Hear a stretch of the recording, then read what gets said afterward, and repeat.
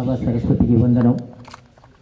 నేటి పూర్వ విద్యార్థుల సమ్మేళనానికి అధ్యక్షత వహించినటువంటి స్థానిక పాఠశాల ప్రధానోపాధ్యాయులు మరియు ఎంఈఓగా బాధ్యతలు నిర్వహిస్తున్న పెద్దిరెడ్డి గారు మరియు పూర్వ ప్రధానోపాధ్యాయులు మరి నాతోటి పూర్వ ఉపాధ్యాయులు అందరికీ పేరు పేరున నా యొక్క నమస్కారాలు. వేదిక కింద ఉన్నటువంటి నా ప్రియమైన మిత్రులకు నా యొక్క ఆశీర్వాదాలు. నాకు చాలా సంతోషం అనిపిస్తుంది. గురు బ్రహ్మం గురు విష్ణు గురుదేవో మహేశ్వర గురు సాక్షాత్ పరబ్రహ్మం తస్మై శ్రీ గురువే నమః అని మేము అప్పుడు చదువుకున్నాం. వేదాల్లో పురాణాల్లో గురువులను ఉన్నత స్థాయిలో ఉంచారని వేదాల్లో అవి అన్నీ ఉన్నాయి. కానీ ఇప్పుడు సాక్షాత్ ఇక్కడ చూసినందుకు చాలా గర్వపడతా ఉన్నాం. ఇంతటి సేవ, ఎంతటి సన్మానం నా భూతో నా భవిష్యత్ ఎంత అద్భుతంగా అనిపిస్తూ ఉంది. నిజంగా ఇంత ఆలోచన ఎట్లా వస్తుంది అనేది కూడా క్రియేటివిటీ చాలా గ్రేట్, చాలా అరుదు. ఇంత అద్భుతంగా చేశారు. ఈ పాఠశాలకు వచ్చినప్పుడు ఇక్కడ ఆ రెండే బిల్డింగ్లు ఉండి ఇక్కడ కన్స్ట్రక్షన్ అవుతూ ఉన్నది. ఇక్కడ ఇది ఒకటి తుమ్మ చెట్టు, ఒకటి తొట్టిలాగా ఉండే అక్కడ 6th క్లాస్ పర్మనెంట్ అనుకోకండి. ఇక వాళ్ళకి ఒక చెక్క బోర్డు ఉంటే తీసి పెడుతుర్రాడా. పాపం ఎంత కష్టపడ్డారు ఇక్కడ విద్యార్థులు అంటే అంత కష్టపడ్డారు. కానీ ఇష్టంతో చదివారు, చాలా ఇష్టంతో కూర్చోడానికి. ఇప్పుడు 10th క్లాస్లోకి వచ్చేసరికి లాంగ్ బెంచెస్ ఉంటుండే, జర లేట్ అయితే వాడు వెనకెళ్ళి వాడాల్సి వస్తుండే. అంత కఠినమైన పరిస్థితులు ఉన్న, ఆర్థికంగా వెనుకబడి ఉన్న అన్ని పరిస్థితులను అధిగమించి మీరు ఈ స్థాయికి వచ్చారంటే మీలో ఉన్నటువంటి పట్టుదల, మీలో ఉన్నటువంటి అది ఆ గోల్ మీరు సాధించారు. చాలా సంతోషం అనిపిస్తూ ఉంది. చాలామంది విద్యార్థులను చూస్తుంటాం. కానీ ఆ కాలంలో అప్పుడు మేము వచ్చినప్పుడు చదువు చెప్పినటువంటి ఆ పరిస్థితుల్లో డ్రాప్అవుట్స్ అనేది చాలా తక్కువగా ఉండేది. ఇప్పుడైతే చాలా డ్రాప్అవుట్స్. ఇప్పుడు సార్ వాళ్ళు మన ఎంఈఓ గారికి కూడా చాలా తెలుసు. డ్రాప్అవుట్స్ అనేది చాలా ఎక్కువగా ఉంటుండే. కానీ అప్పుడు ఈరోజు రాలేదంటే ఎందుకు రాలేదు అన్న, కొడతాడు సారు, తిడతాడు అన్న భయము, భక్తి రెండు ఉండడం వల్ల వాడు డ్రాప్అవుట్ కాకుండా వాడు డైరెక్ట్ స్కూల్కి వస్తుండే. ఏది ఉన్నా ఒకరోజు చదువు అరే రేపు ఇది అడుగుతున్నా, ఇది చెప్పాలి మీరు అన్నప్పుడు వాడు డుమ్మా కొడుతుండే. నెక్స్ట్ డే అన్నా వస్తుండే నేర్చుకొని. కానీ ఈ రోజులు అలా కాదు, డ్రాప్అవుట్స్ అలా చాలా పెరిగిపోయింది. చాలా చాలా సంతోషం అనిపించింది. ఆ రోజు లోపల వీళ్ళ బ్యాచ్ ఉండే, వీళ్ళు 4-5 మంది, రాజేశ్వరి, మాధవి, రేణుక, మమత, సమీన, వీళ్ళు 4 గ్యాంగ్, 4-5 మంది గ్యాంగ్. ఎక్కడ పోయినా వీళ్ళు ఏడ ఉన్నా వీళ్ళ గ్యాంగ్ ఉంటుండే. ఇష్టంతో కష్టపడి చదవకుండా ఇష్టంతో చదువుకునే వాళ్ళు, ఇతరులకు కూడా ప్రేరేపించేవాళ్ళు. అప్పుడు మనకు సెంటరు నంగనూరు ఉండే. ఇప్పుడు కూడా నంగనూరు ఉందా సార్ సెంటర్, ఎగ్జామినేషన్ సెంటర్? నంగనూరుకి వచ్చేవాళ్ళు వీళ్ళు. అయితే అప్పుడు టైం టేబుల్ ఎట్లా ఉండేదంటే 11:30కు పేపర్. అప్పుడు ఫస్ట్ మనకు టైం టేబుల్, ఇప్పుడైతే 9:30కు ఉంది. అప్పుడు 11:30 నుంచి 2 గంటల వరకు ఉండేది. ఇక్కడ నుండి అక్కడికి వచ్చేవాళ్ళు. కొందరు సైకిళ్ళ మీద వచ్చేవాళ్ళు, కొందరు నడుచుకుంటూ వచ్చేవాళ్ళు. వీళ్ళందరూ ఒకటేసారి వచ్చేవాళ్ళు సైకిళ్ళ మీద. 9 గంటలకు నాకు నంగనూరు హై స్కూల్ ముందే రూమ్ ఉండే. నాది హై స్కూల్ గేట్కి ఎదురుగానే, ఇట్లా మన గేట్ ఉండే దానికి ఎదురుగానే ఉండే అన్నట్టు. 9 గంటల 9:30 వరకు అక్కడికి వచ్చేవాళ్ళు. వీళ్ళు వచ్చి ఇంట్లో మా మేడంతో కలిసిపోయేవారు. మా మేడంతో కలిసిపోయి అక్కడికి కూర్చొని కొంచెం ప్రిపేర్ అయ్యేవారు. తర్వాత ఎగ్జామ్ టైం కాన్నాడు ఎంటర్ అయ్యేవారు. ఆఫ్టర్ ఎగ్జామ్ తర్వాత ఎండాకాలం అప్పుడు మళ్ళీ ఎండలు రావాలంటే కష్టమవుతుండే. పాపం పిల్లకి అన్నాడు మా మేడం, మీరు ఇక్కడనే ఉండండి అంటుండే మా మేడం కూడా. 4 గంటల తర్వాత అక్కడ నుండి కొంచెం ఎండ తగ్గిన తర్వాత ఇక మళ్ళీ తమ ఇంట్లోకి వచ్చేవారు. అంటే ఎంత కష్టపడి ఎంత ఇష్టంతో రాసేవాళ్ళు వాళ్ళ ఎగ్జామ్. అందుకే ఈ స్థాయిలో ఉన్నారంటే మా చదువులు వృధా కాలేదు, మేము చెప్పిన పాఠాలు వృధా పోలేదని మేము అనుకుంటున్నాం. చాలా ఎంత కష్టం అనేది మీరు కొందరైతే స్కూల్కు ఇప్పుడు చూస్తున్నాం, మనము ప్రైవేట్ స్కూల్ వ్యవస్థ చూస్తూ ఉన్నాము. ఇంట్లోకి వెళ్ళి బాబు బయట పెట్టిండంటే బెల్ట్, షూ, టై అవన్నీ వేసుకొని బయటికి వెళ్ళిపోతాడు, స్కూల్కి వెళ్ళిపోతాడు. సాయంత్రం 4-5 గంటల వరకు స్కూల్లో ఉంటాడు.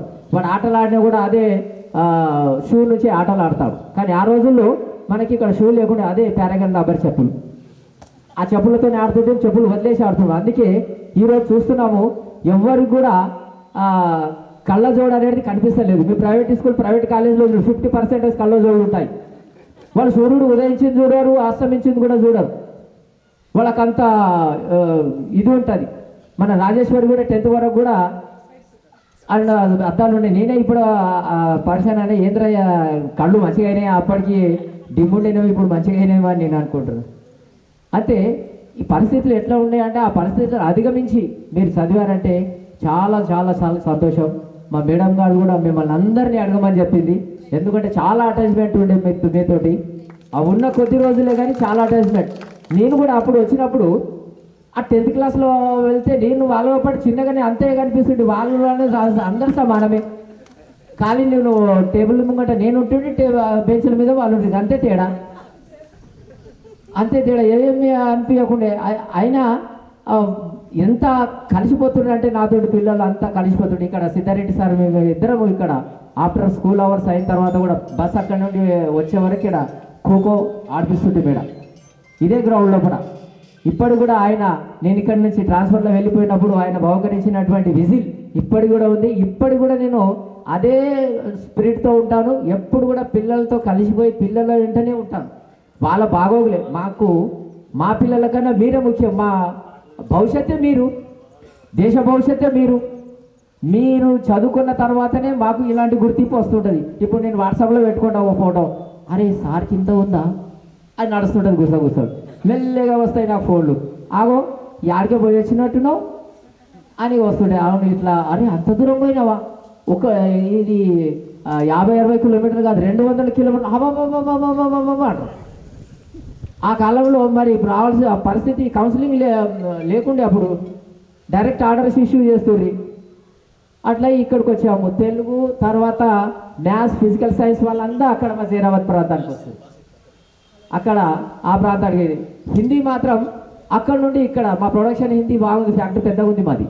అక్కడ ఇక్కడ చిన్న ఫ్యాక్టరీ పెట్టి నేను కూడా ఇక్కడ రాసిండ్రు కొందరు. నగనూరులో ఉన్నప్పుడు ఫ్యాక్టరీ చిన్నగా రాశారు అక్కడ కూడా. ఇప్పుడు కూడా ఉంది జైరాబాద్లో. మేము ఇంకో సంస్థ నడిపిస్తూనే ఉన్నాము. ఆ కాలంలో అలా నడిచింది అన్నట్టు. అంత కష్టపడి అంత ఇష్టంతో చదువుకొని ఇప్పుడు కొందరు ఉపాధ్యాయులు అయినారు, కొందరు వేరే వేరే బిజినెస్ రంగాల్లో ఉన్నారు, వేరే వేరే రంగాల్లో ఉన్నారు. ఇంకోటి ఒక మిత్రుడు ఒక అబ్బాయి చెప్పాడు, ఎందుకు నా మూసి నేను వ్యవసాయం చేస్తున్నా, వ్యవసాయం అని గొప్పగా చెప్పుకో అన్నాడు. చాలా సంతోషం. వ్యవసాయదారుడు లేదే ఈ దేశం లేదు, మనం లేదు, మన పైసలు అయితే తినలేమా, ఆయన పండించిన పంటలు అయితేనే మనం తినగలుగుతాం. అది కూడా చాలా మొట్టమొదటి వృత్తే మనకు భారతదేశానికి వెన్నుముక లాంటిది వ్యవసాయం. చాలా సంతోషం. అన్ని రంగాల్లో ఉన్నారు. మా జీవితం ధన్యమైంది అనుకో, ఎక్కడ పోయినా కూడా దొరుకుతారు. మాకు ఏడన్నా స్పీడ్ దొరుకుతుంది అనుకుంటున్నాం ఇప్పుడైతే. చాలా సంతోషం. ఇలాంటి కార్యక్రమం చేసినందుకు మాకు కూడా చాలా సంతోషం. ఇట్లా చేయడం వల్ల ఏమవుతుందంటే కలయిక ఎప్పుడో 1998-99 ఆ ప్రాంతంలో చదువుకొని ఇక్కడ నుంచి వెళ్ళిపోయినటువంటి విద్యార్థులు తర్వాత మళ్ళీ కలుసుకున్నారంటే ఎవరు ఏ స్థితిలో ఉన్నారో ఎక్కడ ఉన్నారో అని ఇప్పుడు అందరికీ అర్థమైపోయింది. అందరి గురించి అవగాహన వచ్చేసింది. ఇప్పుడు మీరు అందరూ, అప్పుడైతే ఫోన్లు లేకుంటే ఇప్పుడు గ్రూప్స్ ఫోన్లు వచ్చినాయి కాబట్టి గ్రూపులు పెట్టుకోవచ్చు. మీరు అందరూ బాగోగులు కూడా తెలుసుకోవచ్చు. మంచి కార్యక్రమం, చాలా మంచిది. ఇలా కలుసుకోవడము, అందరి బాగోగులు తెలుసుకోవడం కూడా చాలా సంతోషం. అందుకే కబీర్దాస్ అన్నాడు ఒక పద్యంలో, అప్పుడు నేను వచ్చినప్పుడు పాపం చాలా కష్టపడ్డారు హిందీలో. అంతకుముందు బాసిత్ ఆయనని చెప్పేవారు, అంతకుముందు ఇక్కడ పోస్ట్ లేకుండా సార్ బాసిత్ ఆయనని చెప్పినట్టున్నాడు పాపం. ఆయన సాయంత్రం వచ్చి నా దగ్గరికి వస్తుండే, నంగనూరు హై స్కూల్లో ఉన్నప్పుడు ఆయనకి వస్తుండే, సార్కి ఇది ఏంటంటే కొన్ని ఇంట్స్ ఇస్తుండే, కొన్ని అవి వచ్చి చెప్తుండే. పాపం చాలా కష్టపడ్డాడు ఆయన కూడా. నేను వచ్చిన తర్వాత కూడా అక్షరాలు కొంచెము రాయడంలో కొంచెం చాలా ఇబ్బందులు ఉండే ఇక్కడ. కాబట్టి ముందు ఫస్ట్ ఆఫ్ ఆల్ ముందు అక్షరాలను సరిదిద్ది తర్వాత కొంచెము గుణితాలు అవి కొంచెం నేర్పుకుంటూ పాఠాల్లోకి తీసుకెళ్ళి అప్పుడు కొంచెము లాంగ్వేజ్లో కూడా కొంచెం ముందుకెళ్ళడం జరిగింది. చాలా ఇష్టంతో చదివారు, చాలా సంతోషం. ఇలాంటి కార్యక్రమాలు ఎక్కడున్నా మీ ప్రేమని ఇంతవరకు గుర్తుకొచ్చింది నాకు ఎవరు మన ఏది వెంకటేశ్వర్లు నాకు కాంటాక్ట్లో ఉన్నాడు. తర్వాత ఇంకిద్దరు ముగ్గురు ఫోన్లు చేశారు, నాకు పేర్లు కూడా సరిగా తెలియదు, చేసిండ్రు. వస్తున్నారా లేదా సార్ అంటే ఇట్టి పరిస్థితుల్లో వస్తా. నాకు విద్యార్థులు అంటే చాలా ఇష్టం. నేను ఇప్పటి కూడా పిల్లలతో ఖోఖో ఆడతా, కబడ్డీ ఆడతా. నాకు ఎవరు అడిగారు మీ బాడీకి ఫిట్నెస్ ఏంటి సార్ అనేది, ఎవరు అడిగారు అంటే ఫిట్నెస్ ఒకటే, నేను ఎప్పటికీ ఆటలు ఆడతా. ఎప్పటికీ స్కూల్ చదువుకున్న సమయం నుండి ఉద్యోగంలో వచ్చినప్పటి నుండి పిల్లలతోటి ఆడతా, ఖోఖో ఆడతా, కబడ్డీ ఆడతా. అప్పుడైతే ఫుట్బాల్ ఆడుతుండే, ఇప్పుడైతే ఆడితే కాళ్ళు ఇరిగిపోతాయి. అప్పుడైతే ఫుట్బాల్ ఆడుతుంది. ఈ దాని తత్వం ఏంటంటే మనకు చెప్పులు లేకుండా మనం భూమి మీద ఆడినప్పుడే మనకు అవి సైన్స్ టీచర్లకు బాగా తెలుసు, నాకు కొంత అని నా ఆలోచన. అట్లా ఆడడం వల్లనే మనకు బీపీ షుగర్లు ఎవరికి లేనట్టున్నాయి. అందరు చాలా సంతోషంగా ఉన్నారు. ఇది మా నర్మేట హై స్కూల్ పిల్లల యొక్క ప్రతిభ, వారి యొక్క ఘనత అని కూడా నేను అనుకుంటాను. చాలా సంతోషం, చాలా సంతోషం, చాలా మంచిది. ఎంతో తులసిదాస్ అన్నాడు, ఏక్ భరోసా ఏక్ బల్ ఏక్ ఆశ విశ్వాస ఏక్ రామ ఘనశ్యామ హిత చాతకు తులసిదాస్ అన్నాడు. అయితే శ్రీరాముని దర్శనం కొరకు తులసిదాసు ఎన్నో సంవత్సరాలు ఆయన ఎదురు చూస్తుంటాడు. అదేవిధంగా చాతక పక్షి కూడా వర్షపు నీరు కొరకు ఎదురు చూస్తుంటుంది. అంటే ఒక లక్ష్యం పెట్టుకొని వాళ్ళు ఎదురు చూపులు చూస్తుంటారు. కాబట్టి మనది కూడా, మీరు కూడా అలా గోల్ను ముంగట పెట్టుకొని ముందుకు వచ్చారు కాబట్టి ఈరోజు ఈ పరిస్థితిలో ఉన్నారు. ఈరోజు ఇంత హ్యాపీగా సంతోషంగా ఉన్నారు. ఇదే హ్యాపీనెస్ మీ మీ పిల్లలు అందరితో సంతోషంగా ఉండి ముందుకు సాగాలని కోరుకుంటూ ఈ అవకాశం ఇచ్చినందుకు మీ అందరికీ, వేదిక పైన ఉన్నటువంటి పెద్దలందరికీ నా యొక్క ధన్యవాదాలు తెలుపుతూ thank you to all. Thank you sir, thank you. Venkanna గారిని నమస్కారం. పూర్వ విద్యార్థి సమ్మేళనానికి, ఆత్మీయ సమ్మేళనకి వచ్చిన అందరికీ 98 విద్యార్థులు, అంటే అప్పుడు విద్యార్థులు, now also parents, now 2025 parents ఇప్పుడు, అదేనా? ఇక్కడ విషయం ఏంటంటే ముఖ్యంగా పాఠశాల ప్రధానోపాధ్యాయులు మరియు మండల ఎంఈఓ గారికి మరియు విద్యార్థులందరికీ మరియు పాఠశాల ప్రధానోపాధ్యాయులైన దేశరెడ్డి సారు, బాలకృష్ణారెడ్డి సారు, రమేష్ రావు సారు, మన నారాయణ రెడ్డి సారు, నరసింహారెడ్డి అందరికీ ఒకరి పేరున అవన్నీ తెలుసు. మరి విద్యార్థులు అందరికీ నా పేరు డాక్టర్ వెంకటేశ్వరరావు అండి. నేను ఇక్కడి మీ 2000లో వచ్చాను. ఇక్కడికి 2000లో ఒక వైద్యునిగా వచ్చాను. నేను 98 ఎంసెట్ హోమియోపతిలో వరంగల్ కేఎంసీ నుంచి అనుబంధంగా ఉన్న కేఎంసీలో మెడిసిన్ చేశానండి 4 ఇయర్స్ తర్వాత చేసిన తర్వాత రన్నింగ్లో ఒక గొప్ప ఉపన్యాసం, అప్పుడు ఇంత కమ్యూనికేషన్ అదే పేపర్లో చూశానండి, వార్త ఉండే, అప్పుడు ఈనాడు ఉండే, ఈ దేశంలో మన రాష్ట్ర president of India Shankar Dayal Sharma గారు ఒక దేశానికి వెళ్ళానండి, సౌదీ దేశాన్ని, జోర్డాన్, ఇమ్మన్ ఉంటాయి సౌదీ దేశాలు, అక్కడ వెళ్ళిన తర్వాత అవి అప్పటికే అత్యంత సంపన్నమైన దేశాలు. ఇండియా ఆల్సో అప్పుడు మిడిల్ కంట్రీ. ఆ దేశం తరఫున వచ్చిన తర్వాత అక్కడ అమ్మాన్ రాజు ఒకసారి స్వయంగా విమానానికి దసరానికి వచ్చి ఆ సెంగల్ చేశారు, మన తీసుకుపోయి కూసుకపోయి అక్కడ సమావేశం అతను రాజభవనం చుట్టూ తిప్పి కూర్చోబెట్టి సన్మానించింది. అప్పటికే ఇంగ్లాండ్ ప్రపంచ దేశాలు 10 దేశాలు, అప్పటికే ఇంగ్లాండ్ మనకి ఆమెని సంపన్న దేశాలు కూడా అక్కడ వచ్చి అతిథుల పరిచయం ఏంటిది ఇట్లేంటి ఇండియా నుంచి సింగల్ ఇట్లేది సన్మానించండి ఆలోచిస్తే అతను అన్నాడు. వచ్చిన వాటికి ఇప్పుడు ఉన్న వాటికి రిసీవ్ చేసుకునేసి ఆ టైం ఉండే, అంటే సంపన్న దేశం కాబట్టి వాళ్ళు వేరే దేశాల్లో కూడా అక్కడ ఎదురు చూసుకుంటూ ఏంటిది ఇండియాలో ఇది సెకండ్ జరుగుతుందంటే అతను అమ్మాని రాదు ఏమనంటే, సార్ నేను పూనాలో చదువుతున్నప్పుడు ఈయన మా గురువు అండి, ఇది ఆల్సో మరి నాకు ఒక ప్రొఫెసర్ చెప్పాడు అని చెప్పాడు. అంటే ఒక గురువుకున్న స్థానం అప్పటికి నాకు అప్పటికే మైండ్లో తట్టింది. నేను మెడిసిన్ స్టూడెంట్, ఏం చేయాలని ఇటువంటి మెడిసిన్ 4 ఇయర్స్ కంటిన్యూ చేశాను. 99 కంప్లీట్ అయిపోయింది. ఏం చేయాలి, మా ఫ్యామిలీ తర్వాత అందరూ జాబర్లు ఉన్నారు.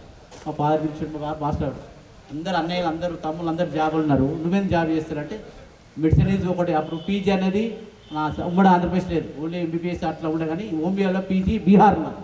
సరే బీహార్ పోయి చేయరా, నువ్వు బీహార్ పోయి చేయాలంటే నేను బీహార్ పోయి నేను టీచర్గా పనిచేస్తాను. అరే మెడిసిన్ చేసిన టీచర్ ఏం పని చేస్తారంటే, నీకు ఇప్పుడు టీచర్ ఏమో ఇస్తారంటే లేదు డాడీ నేను చేస్తా అంటే, డాడీ బాగా నువ్వు ఏం చేస్తావు కాదు, అదే మెడిసిన్ కంటిన్యూ అవసరం అంటే బీహార్ అక్కడ చేసిరా అంటే అప్పుడు 98 వస్తుంది సార్. నేను పోను అక్కడే, ఇక్కడ చూస్తాను, నేను ఇంకా వేరే ఆల్టర్నేటివ్గా చూసుకుంటాను అని చెప్పిన. సరే నేను చేస్తాను అని చెప్పిండు. అంత మ్యారేజ్ స్పీడ్ కోర్స్ వచ్చిన తర్వాత అప్పుడే ఎంసెట్ అది కంప్లీట్ చేసి బయటకు వచ్చిన తర్వాత ప్రాక్టీస్ అనేది తక్కువ ఉంటుంది. హోమియోపతి అనేది సబ్ సెంటర్లు అక్కడిక్కడ తక్కువ ఉంటాయి. ఏం చేయాలి, మళ్ళీ ఒక సంవత్సరం ఇంట్లో ఉండి అప్పటికే నాకన్నా తమ్మునికి 96 years వచ్చిండు. ఆయన ఆటోమేటిక్ టీచర్ అయ్యిండు. మా పెద్ద brother already compulsory divisional commissioner tax officer, రెండో అన్న ఆర్మీ జేకే రైఫల్స్ ఎంబీ హాస్పిటల్లో, మూడో అన్న చనిపోయిండు. 4 అన్న ఎడిషనల్ ఏజ్గా పనిచేసిండు, రిటైర్డ్ అయ్యిండు. నేను తమ్ముడు నవ్వు హెచ్ఎంఎన్ ఇన్ చేర్యాల హై స్కూల్లో హెచ్ఎంగా పనిచేస్తాను. అదే ఆలోచన నేను అనుకున్నా, టీచర్గా చేయాలనుకుని ఆలోచించి ఒక 6 months సైలెన్స్ కూడా ఎవరితో మాట్లాడలేదు.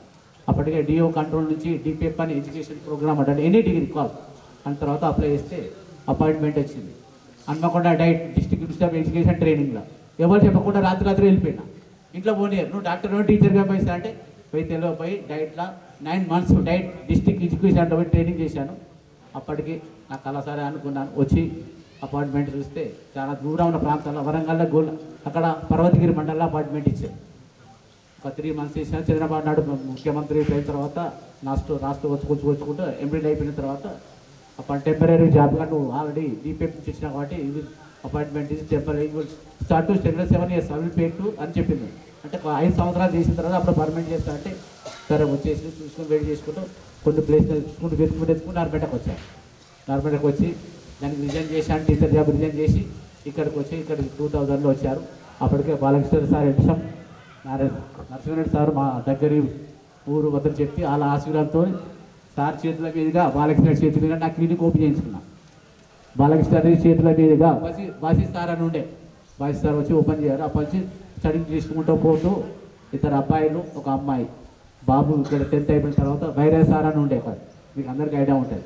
అక్కడిక్కడే చదువుతున్నాం బాబు సార్ ఇక్కడే చదివిపోయింది డాక్టర్ సార్ బాగుంటుందని చెప్తే పెద్ద అబ్బాయి 10th ఇక్కడే చదివిపోయాడు. 10th టాప్లో వెళ్ళిపోయాడు. రెండో అబ్బాయి సార్ వెళ్ళిపోయారు. ఇంకోసారి వచ్చిన తర్వాత పెద్ద అబ్బాయి ఇక్కడి నుంచి 10th అయిపోయి ఇంటర్వ్యూ అక్కడ చేసిన తర్వాత అక్కడ సిఎంఆర్లో వచ్చి టాప్ ర్యాంక్లో వచ్చి వెళ్ళిపోయాడు. ఇప్పుడు నాకు జాయినింగ్ ఇన్ కాగ్నియంట్ కంపెనీ యూఎస్ఏలో జాబ్ చేస్తుందండి. అది తర్వాత రెండో అబ్బాయి ఇక్కడ స్కూల్ నుంచి వెళ్ళిపోయింది కాబట్టి 10th ఇక్కడ వెళ్ళిపోయింది అంటే నాకు agri engineer and BTech agri engineer in గాలేరు మధ్యప్రదేశ్ చేస్తుందండి. పాప పోయిన సంవత్సరం 10th అయిపోయింది. నా first year and Hyderabad Vajpayee NRI college వస్తుంది. ఇంత మంచి అవకాశం తర్వాత అనుకున్నామండి. దేశిరెడ్డి సార్ కూడా మాకు పోయిన తర్వాత ఒక ఆత్మబంధు అంటారు చూడు, వెతకగలిగిన తీగ కాలు తగినట్టు అప్పటిగా ఒంటరిగా ఉన్నాడు. సార్ అనుకోకుండా దేశిరెడ్డి సార్ పరిచయం అయ్యాడు. అప్పటి నుంచి స్కూల్ డెవలప్ చేసుకుంటాం చేద్దాం ఏదైనా చేయాలనుకుంటే అనుకోకుండా ఆ స్కూలు ఆ రోడ్డు కార్యక్రమంలో ఆ బైక్ దానికి ఆ రోడ్డు వెళ్ళిపోయింది, గోడకి పడిపోయింది. సార్ ఎట్లా చేద్దాం అంటే దీన్ని ఆల్టర్నేటివ్ చేద్దాం సార్ అంటే మరి డాక్టర్ సార్ మీరేం చేయగలుగుతారంటే మీ పిల్లలు కావాలంటే చేయండి సార్ అంటే సార్ గేట్ సంగతి మీరు చూసుకొని డ్యాష్ సంగతి నేను చూసుకుంటాను సార్ చెప్పింది.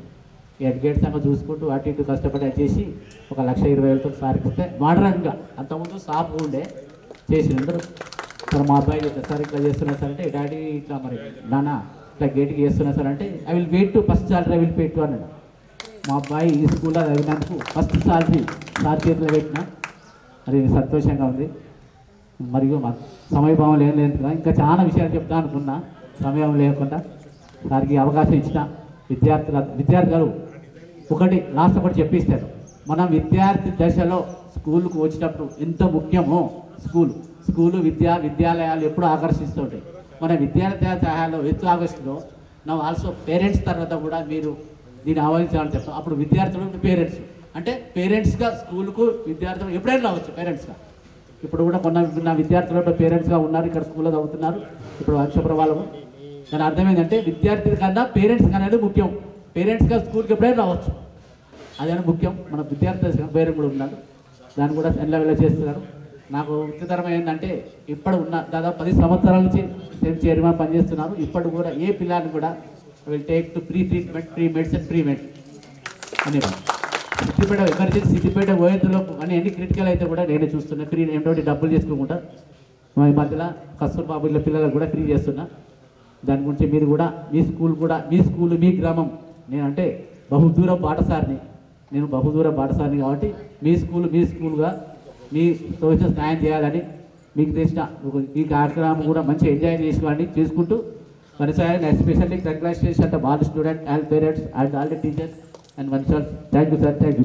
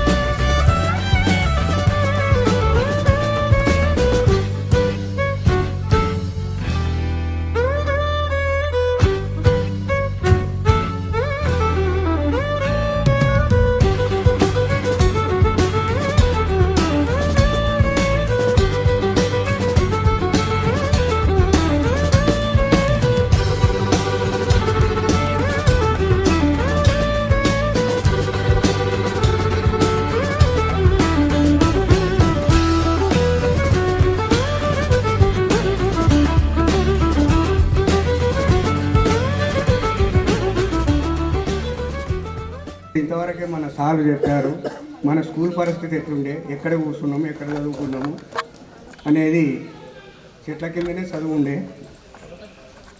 అయితే మన యొక్క ఉపాధ్యాయులు అదేవిధంగా విద్యార్థులు మంచి సహకరించి ఈ యొక్క పేరు రావడానికి కారణం, మంచి స్కూల్గా మన పేరు వచ్చింది కాబట్టి దీనికి కారణం ఉపాధ్యాయులు మరియు విద్యార్థులు. ఇంకోటి ప్రస్తుతం మనము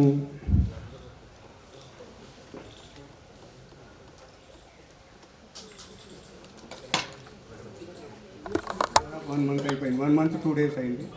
కాగానే అంతకుముందే వెంకటేశ్వర గారు చేసిండు, ఇక్కడ మేము జనవరి పెడతాం సార్ అని.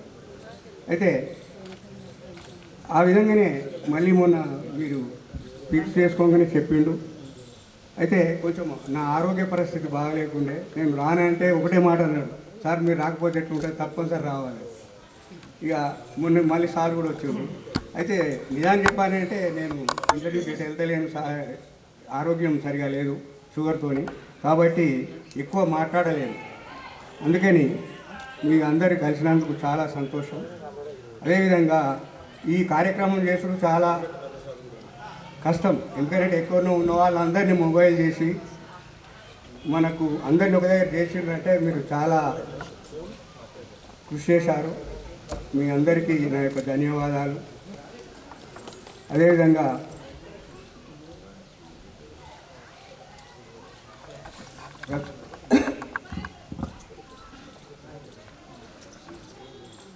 మీ అందరికీ ఒకటే ఏమిటంటే ఆ భగవంతుడు ఆయువు ఆరోగ్యము ఐశ్వర్యం ఇవ్వాలని కోరుతూ నా యొక్క మాటలను ముగించుతున్నాను. ఆత్మీయ సమ్మేళనం గౌరవ ముఖ్య అతిథి ప్రస్తుత ప్రిన్సిపల్ ఇమియో సార్ని అమూల్యమైన సందేశాన్ని ఇవ్వాల్సిందిగా కోరుతున్నాం.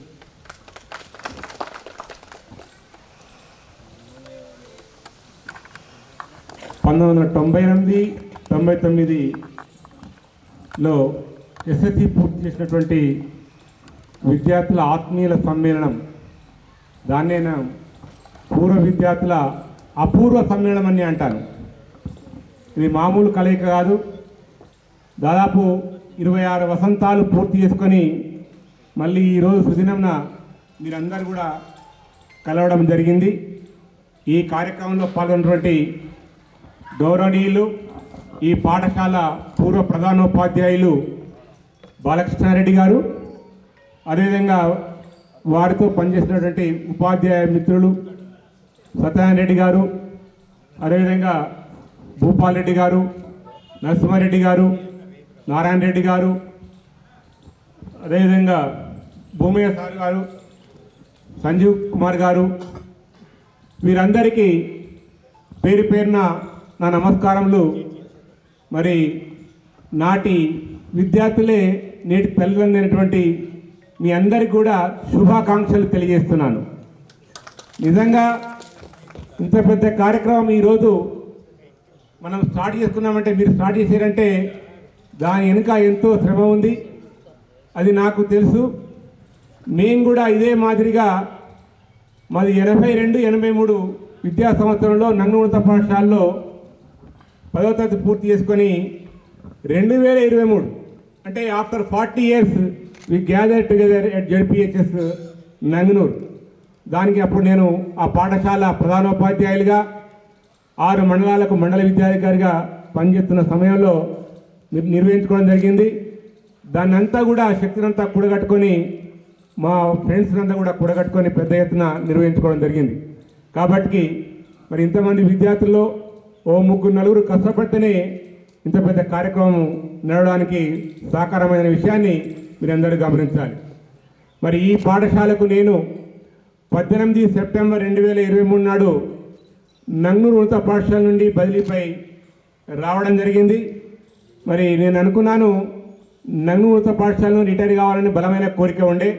ఎందుకంటే నా ఆ పాఠశాలకు పూర్వ విద్యార్థిని, ఉపాధ్యాయుని, హెడ్ మాస్టర్ను, మండల విద్యాధికారిగా పనిచేస్తున్నాను. కాబట్టి మరి ఈ మండలంలో ప్రధానోపాధ్యాయుని కాకుండా 18 సంవత్సరాల నుండి నిరంతరంగా మండల విద్యాధికారి కూడా పనిచేస్తున్నాను.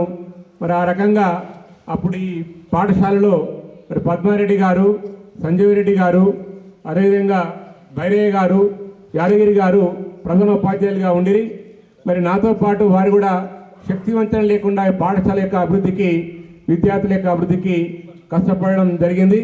మరి నేను వచ్చిన తర్వాత ఈ పాఠశాలలో ఉన్నటువంటి గేటు కావచ్చు, మీరు చూస్తున్నటువంటి గేటును అది స్ట్రైట్గా ఉండే లోపలికి కొంచెం తీసుకొచ్చి ఆ బోర్డ్స్ కావచ్చు, ఆ టైల్స్ కావచ్చు, ఇప్పుడే మీతో మాట్లాడినటువంటి డాక్టర్ వెంకన్న గారి సహకారంతో 1,20,000 ఏర్పాటు చేసుకోవడం జరిగింది. వారు చెప్పారు నేను డయాస్ ఏర్పాటు చేస్తానని చెప్పినాను. 1,00,000 రూపాయలతోటి ఈ డయాస్ 2024 జనవరికి ఓపెన్ చేసుకోవడం జరిగింది. 2024 జనవరి నాడు.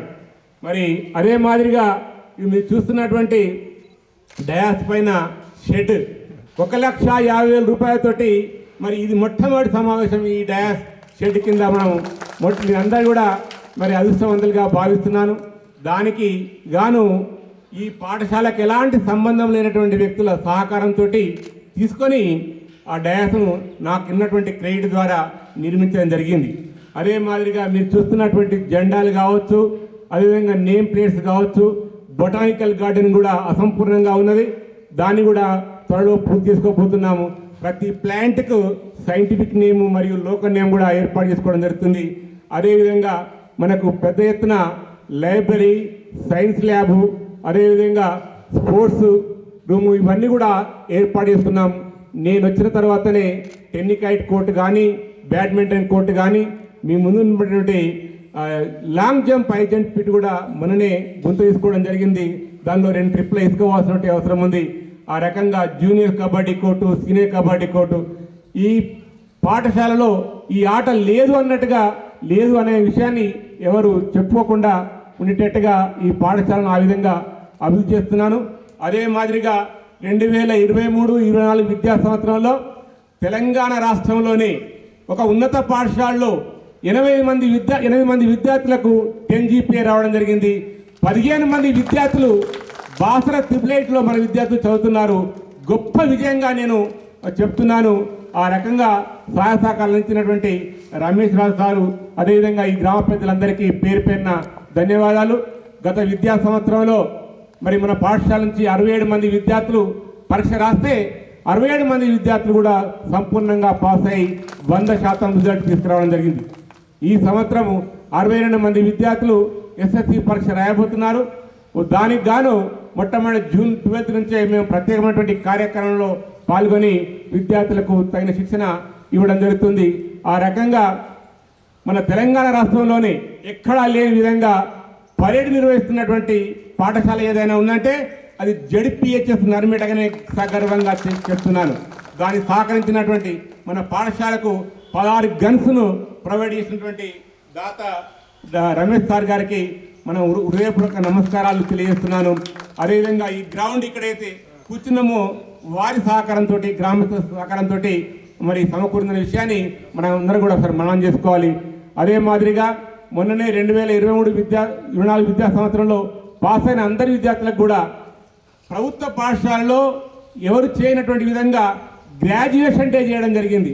దానికి సంబంధించినటువంటి గౌన్స్ కావచ్చు, క్యాప్స్ కావచ్చు, హైదరాబాద్ నుంచి కిరాయిస్కొచ్చి ఇక్కడ పెద్ద ఎత్తున డిఓ గారి సమక్షంలో అందరి విద్యార్థులకు మరి పట్టా సర్టిఫికెట్లు అంటే SSC మెమోలు వారి సమక్షంలో అందజేయడం జరిగింది. విభిన్నమైనటువంటి కార్యక్రమాలు చేయడంలో మేటి స్కూల్ ఏదంటే ZPHS నర్మేటగా మనస్ఫూర్తిగా తెలియజేస్తున్నాను.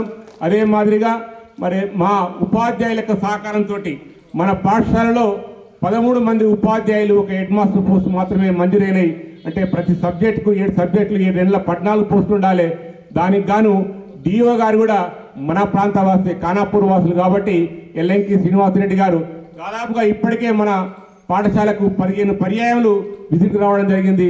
మన పాఠశాల ఉన్నటువంటి ప్రేమతోటి మరి వారు మనకు ఏది అడిగితే వారు ఆ రకంగా సహాయ సహకారాలు అందిస్తున్నారు. వారికి మన పాఠశాల తరఫున అందరం కూడా ఆర్థిక శుభాకాంక్షలు తెలియజేస్తాం. అదే మాదిరిగా ఎక్కడా లేని విధంగా మన పాఠశాలన్నీ కూడా ఉన్నత పాఠశాలలు 4:15 వరకు పూర్తి అయితే మన పాఠశాల 5 గంటల వరకు నడుస్తున్నది.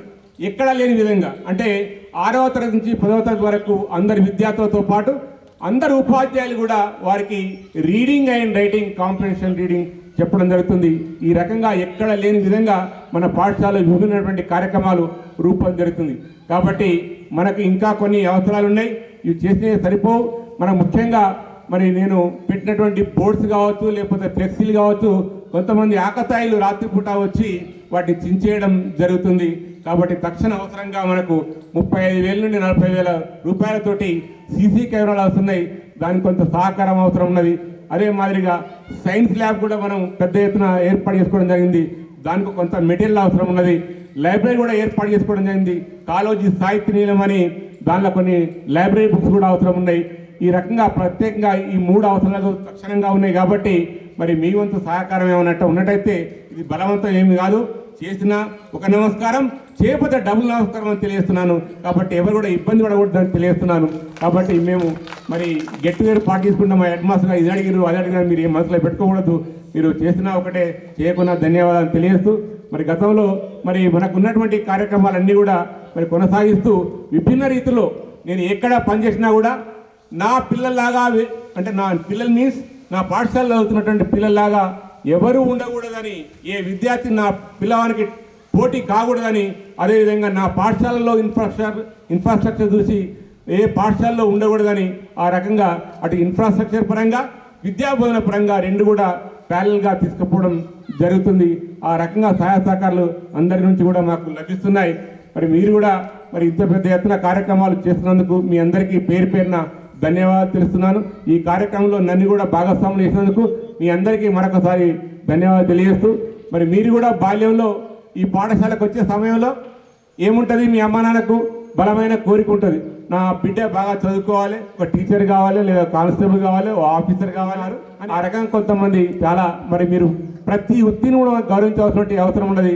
ఒక విద్యార్థి మరి ఏం చెప్పిందంటే అగ్రికల్చర్ అని చెప్పుకుంటే నామూషి అనే విషయాన్ని వారు పలకడం జరిగింది.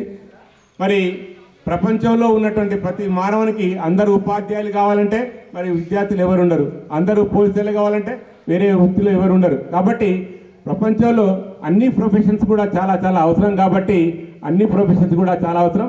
మన పాఠశాలలో అటెండర్, అదేవిధంగా పోచమ్మ, అదేవిధంగా స్కావెంజర్ లచ్చమ్మ ఇద్దరున్నారు. వారు నిరంతరము ఉదయం 8 గంటల నుంచి సాయంత్రం 7 గంటల దాకా పనిచేస్తున్న ఈ క్యాంపస్ మొత్తము క్లీన్గా ఉండడానికి అవకాశం ఏర్పడేది. దానికి గాను మనం డిసెంబర్ 15 నాడు వారికి బట్టలతోటి ఇదే వేదిక నుండి సన్మానం చేయడం జరిగింది. వారు చేస్తున్నటువంటి కృషి అంటే ప్రొఫెషన్ ఇంపార్టెంట్ కాదు, మనం చేస్తున్నటువంటి పని నైపుణ్యంగా చేస్తున్నామా లేదనేటువంటి విషయాన్ని మనం అందరం కూడా గమనించాలి. మనం వ్యవసాయం చేసినా కూడా స్కిల్ఫుల్గా ఉండాలి.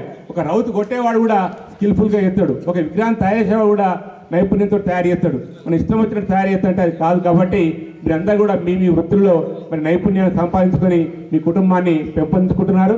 ఆ రకంగా బాల్యంలో అయితే ఏ విధంగా అయితే మీ అమ్మ నాన్నలు మరి కష్టపడి మిమ్మల్ని చదివించి ఈ స్థాయి తీసుకొచ్చారో మరి కొందరు సాధించవచ్చు మీరు అనుకున్నటువంటి గోల్స్, కొంతమంది సాధించకపోవచ్చు. సాధించకపోయినంత మాత్రాన అది ఫెయిల్యూర్ కిందగా కాదు. మరి అందరికీ అన్ని అవకాశాలు ఉండకపోవచ్చు. కొంతవరకు మంచి అవకాశాలు, కొంతమంది విద్యార్థులు లేకపోవచ్చు. మరి ఎవరైతే మీరు సాధించాలన్నటువంటి విషయాలు సాధించలేకపోయారో, మీ బాల్యంలో ఏదైతే నేను ఫలానా గోల్ నాకు టార్గెట్ అనుకున్నాను కానీ ఆ టార్గెట్ రీచ్ కాలేదని కొంతమంది విద్యార్థులు మీరు బాధపడుతుండొచ్చు. ఆ బాధ పడకుండా మీరందరూ కూడా మోస్ట్లీ 99% మ్యారీడ్ అయినారు, పిల్లలు మీ అందరికీ అయినారు. కాబట్టి మీ టార్గెట్స్ మీ పిల్లల్లో మీరు సాధించాలని, అటువంటి ప్రయత్నం మీ పిల్లలు సాధించాలని తెలియజేస్తూ మరి అదేవిధంగా మీరు మీ పిల్లలు మీ కుటుంబం ఆయువు ఆరోగ్యంతో నిండుగా మెండుగా ఉండాలని తెలియజేస్తూ మరి ఇంత చక్కటి కార్యక్రమాలు నన్ను భాగస్వామ్యం చేసి మరొకసారి ధన్యవాదాలు చెప్తూ ముగిస్తున్నాను. Thank you one and all. Sir మీరు అడిగినట్టుగా తప్పకుండా మిత్రులతో కలిసి అనుకొని ఏదో ఒకటి చేయడానికి సిద్ధంగా ఉంటాం సార్. ఒకరి అభిప్రాయం కాదు కనుక అందరితో నిర్ణయం తీసుకొని అదే సార్, అది తప్పకుండా ఓకే. నాకున్నటువంటి పరపతి మీద ఇది వచ్చింది కాబట్టి దాన్ని మనం పెద్ద బాగా చెప్పలేదు సార్. ఇప్పుడు మీ చేతుల మీదుగా మేము షేర్లు చేసినటువంటి మన మిత్రులు వెంకటేశ్వర్లు, రజాక్, తర్వాత అందరికంటే ఎక్కువ అమౌంట్ ఇచ్చినటువంటి చంద్రకాంత్, లింగారెడ్డి, వీళ్ళ నలుగురిని మనం సన్మానించుకుందాం. వాళ్ళని సన్మానం చేస్తే మనం సన్మానించుకున్నట్టే. రండి ప్లీజ్.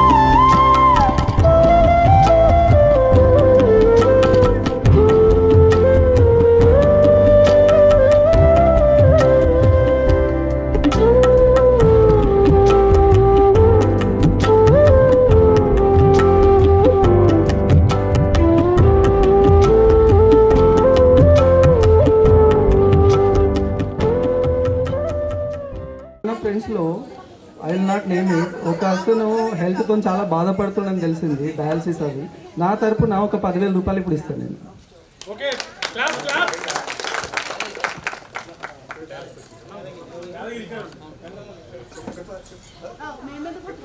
నేను ఫస్ట్ ప్రిఫరెన్స్ ఇచ్చేది హెల్త్, సెకండ్ ఎడ్యుకేషన్. సో మనకి నీడ్ ఆఫ్ ది అవర్ ఏంటంటే హెల్త్, ఎడ్యుకేషను. దీంతో ఒక చిన్న రిక్వెస్ట్ ఏంటంటే మనం సంపాదించే ప్రతి రూపాయిలో అట్లీస్ట్ ఒక 30% సేవింగ్ చేసుకోండి. అది మెడికల్ ఎమర్జెన్సీ కావచ్చు, పిల్లల ఎడ్యుకేషన్ కావచ్చు, పెళ్ళిళ్ళకి కావచ్చు, దేనికైనా కావచ్చు. సో మన సోదరు లాంటి వాళ్ళు ఒకరు బాధపడుతున్నారు. సో నా తరపున నేను ఇమీడియట్గా సాయం కింద ఒక 10,000 రూపాయలు ఇప్పుడు ఇస్తున్నాను.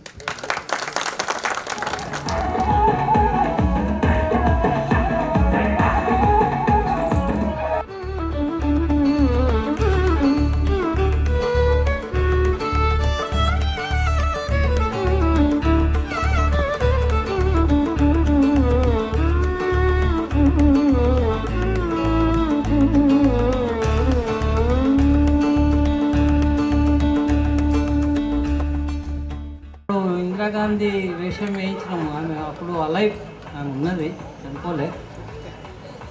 ఇందిరాగాంధీ వేషం కట్టించినాము. సేమ్ అట్లే యాజ్ ఇట్ ఈజ్ ఆ కటింగ్ కూడా ఉండే అట్లే మీకు నచ్చికుండాలి. ఆనాడు భాషను ఇచ్చింది. ఎటువంటి భాష అంటే నిజంగా ట్రెమండస్, నేను మర్చిపోను ఆ సంఘటన, ఆమె ఇచ్చినటువంటి విధానం. మళ్ళీ ఒకసారి నేను కోరుతున్నామని ఒకసారి ఇమ్మని చెప్పి 4th క్లాస్లో ఉన్నప్పుడు గాంధీ రెగ్యులర్గా అట్లే గాంధీ మాదిరిగానే వచ్చింది. ఇంకోటి శ్రీనివాస్ కాన్స్టెబుల్గా అండ్ నెహ్రూ.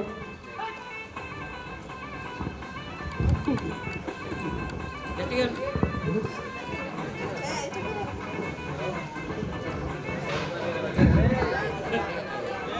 స్పెషల్గా రమేష్ సార్ గారు నాకు ఇందిరమ్మ ఆయుషం అప్పుడే 8th స్పెషల్ స్ఫూర్తితోటి నన్ను ఇందిరమ్మను చేపించి మరీ డైలాగ్స్ నేర్పేయడం జరిగింది. ఇప్పుడు అలా చేయమని చెప్తున్నారు, నాకు ఎంత హ్యాపీగా ఉంది. మాటలు రావడం లేదు, నేనేం మాట్లాడుతున్నానో నాకే అర్థం కావట్లేదు. ఎందుకంటే సార్ బలవంతంగా చెప్పాలి అంటున్నారు కాబట్టి వారి సంతోషం కోసం ఇందిరమ్మలాగా 4 మాటలు మాట్లాడతాను. తప్పుగా ఉంటే సారీ, క్షమించాలి అందరూ. देश के लिए मेरी आखिरी ख़ौम तक, आखिरी खून तक मैं मेरी जान अर्पित करती हूँ. Thank you, thanks you.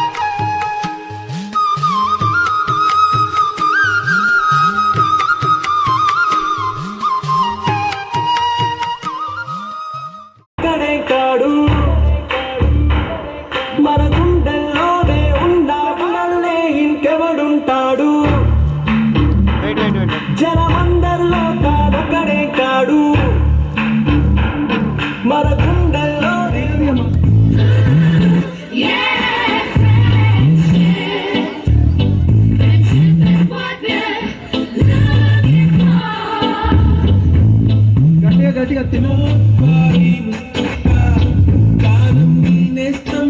అరే రాజు ఊకో.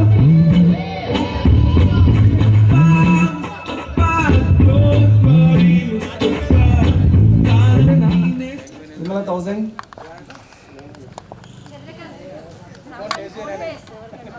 రాజేశ్వరి 1000 ఫోన్ పే చేస్తుంది. డైరెక్ట్ మన నంబర్ ఇస్తాము. గ్రూప్లో ఫోన్ నెంబర్ యాదగిరి నెంబర్ పెట్టండి, ఆయనకి డైరెక్ట్ చేయండి. ఒకటి యాక్చువల్గా నేను నా డైరీలో ఒకటి ఫైనాన్షియల్ ప్లానింగ్. ఫైనాన్షియల్ ప్లానింగ్ అంటే ఏంది? ఇప్పుడు ఒక మనిషి ఒక 20,000 సంపాదిస్తుందా, 30,000 సంపాదిస్తుందా, 50,000 సంపాదిస్తుందా నెలకి? మనిషి ఖర్చులు నెలకి ఎంత ఉంటాయో, ఒక 50,000 సంపాదించినప్పుడు జీవితం ఎలా గడుస్తుందో, 50,000 నుంచి లక్ష వెళ్ళగానే లివింగ్ స్టాండర్డ్ సడన్గా పెంచేస్తారు. చిన్న కారు పెద్ద కారు అవుతుంది, చిన్న టీవీ పెద్ద టీవీ అవుతుంది, పెద్ద సోఫా. ఆ ₹1,00,000 మంత్లీ అప్లికేషన్ మళ్ళీ సెట్ అయిపోతుంది. సడన్లీ మెడికల్ ఎమర్జెన్సీ వచ్చినప్పుడు ఏమవుతుంది? ఈ లావిష్ హెల్ప్ చేస్తుందా? చేయదు. అందుకే ఫైనాన్షియల్ ప్లానింగ్లో మొదటి సూత్రము ఒక 30% సేవింగ్ చేసుకోవాలి. ఆ 30% ఏ విధంగా సేవింగ్ చేసుకోవాలి? ఇట్ ఈజ్ ఆల్సో సేవింగ్, తప్పేం లేదు, కానీ గ్యారంటీ రావాలి. ఒక్కొక్కసారి పోతే కూడా డేంజర్. ఇంకొంతమంది ఏం చేస్తారు?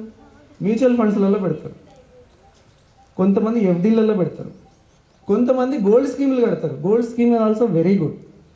గోల్డ్ చాలా పెరుగుతుంది, చాలా మంచిది, అవసరానికి యూజ్ అవుతుంది. ఇమీడియట్ కమ్మినా డబ్బులు వస్తాయి ఎమర్జెన్సీకి. ఇప్పుడు మీ పిల్లలు ఎవరన్నా కానీ మీ ఫ్రెండ్స్ ఉంటే మ్యూచువల్ ఫండ్స్ పెట్టండి. మంత్లీ నెలకి సంపాదించే వాళ్ళు ఒక 30% సేవింగ్ చేసుకోండి. అది కాకుండా ఒక ₹1,00,000 మినిమం మెడికల్ ఎమర్జెన్సీకి ఒక ₹1,00,000 జమ చేసుకొని పక్కన పెట్టండి. That is called emergency fund. సడన్గా అవసరం వచ్చినప్పుడు ఎంత మంచిగా బతికినా ఏమన్నా అడగాలంటే అడగలేదు, అడుగుతాం. మన దగ్గర ఏం లేకున్నా మనకి ప్రెస్టేజ్, ఈగో, మనం ఎందుకు? అది అవాయిడ్ చేసుకోవాలంటే కొంచెం సేవింగ్ ఉండాలి. ఓ 1,00,000, 2,00,000 ఎమర్జెన్సీ ఫండ్.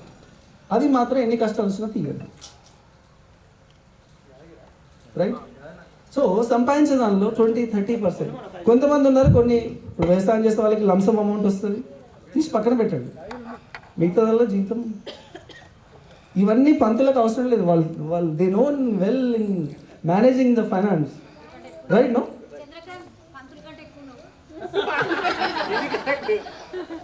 పంతుల కంటే ఎక్కువ ఉంది అంటే ఉండాలి కదా. మీరే ఉండాలా?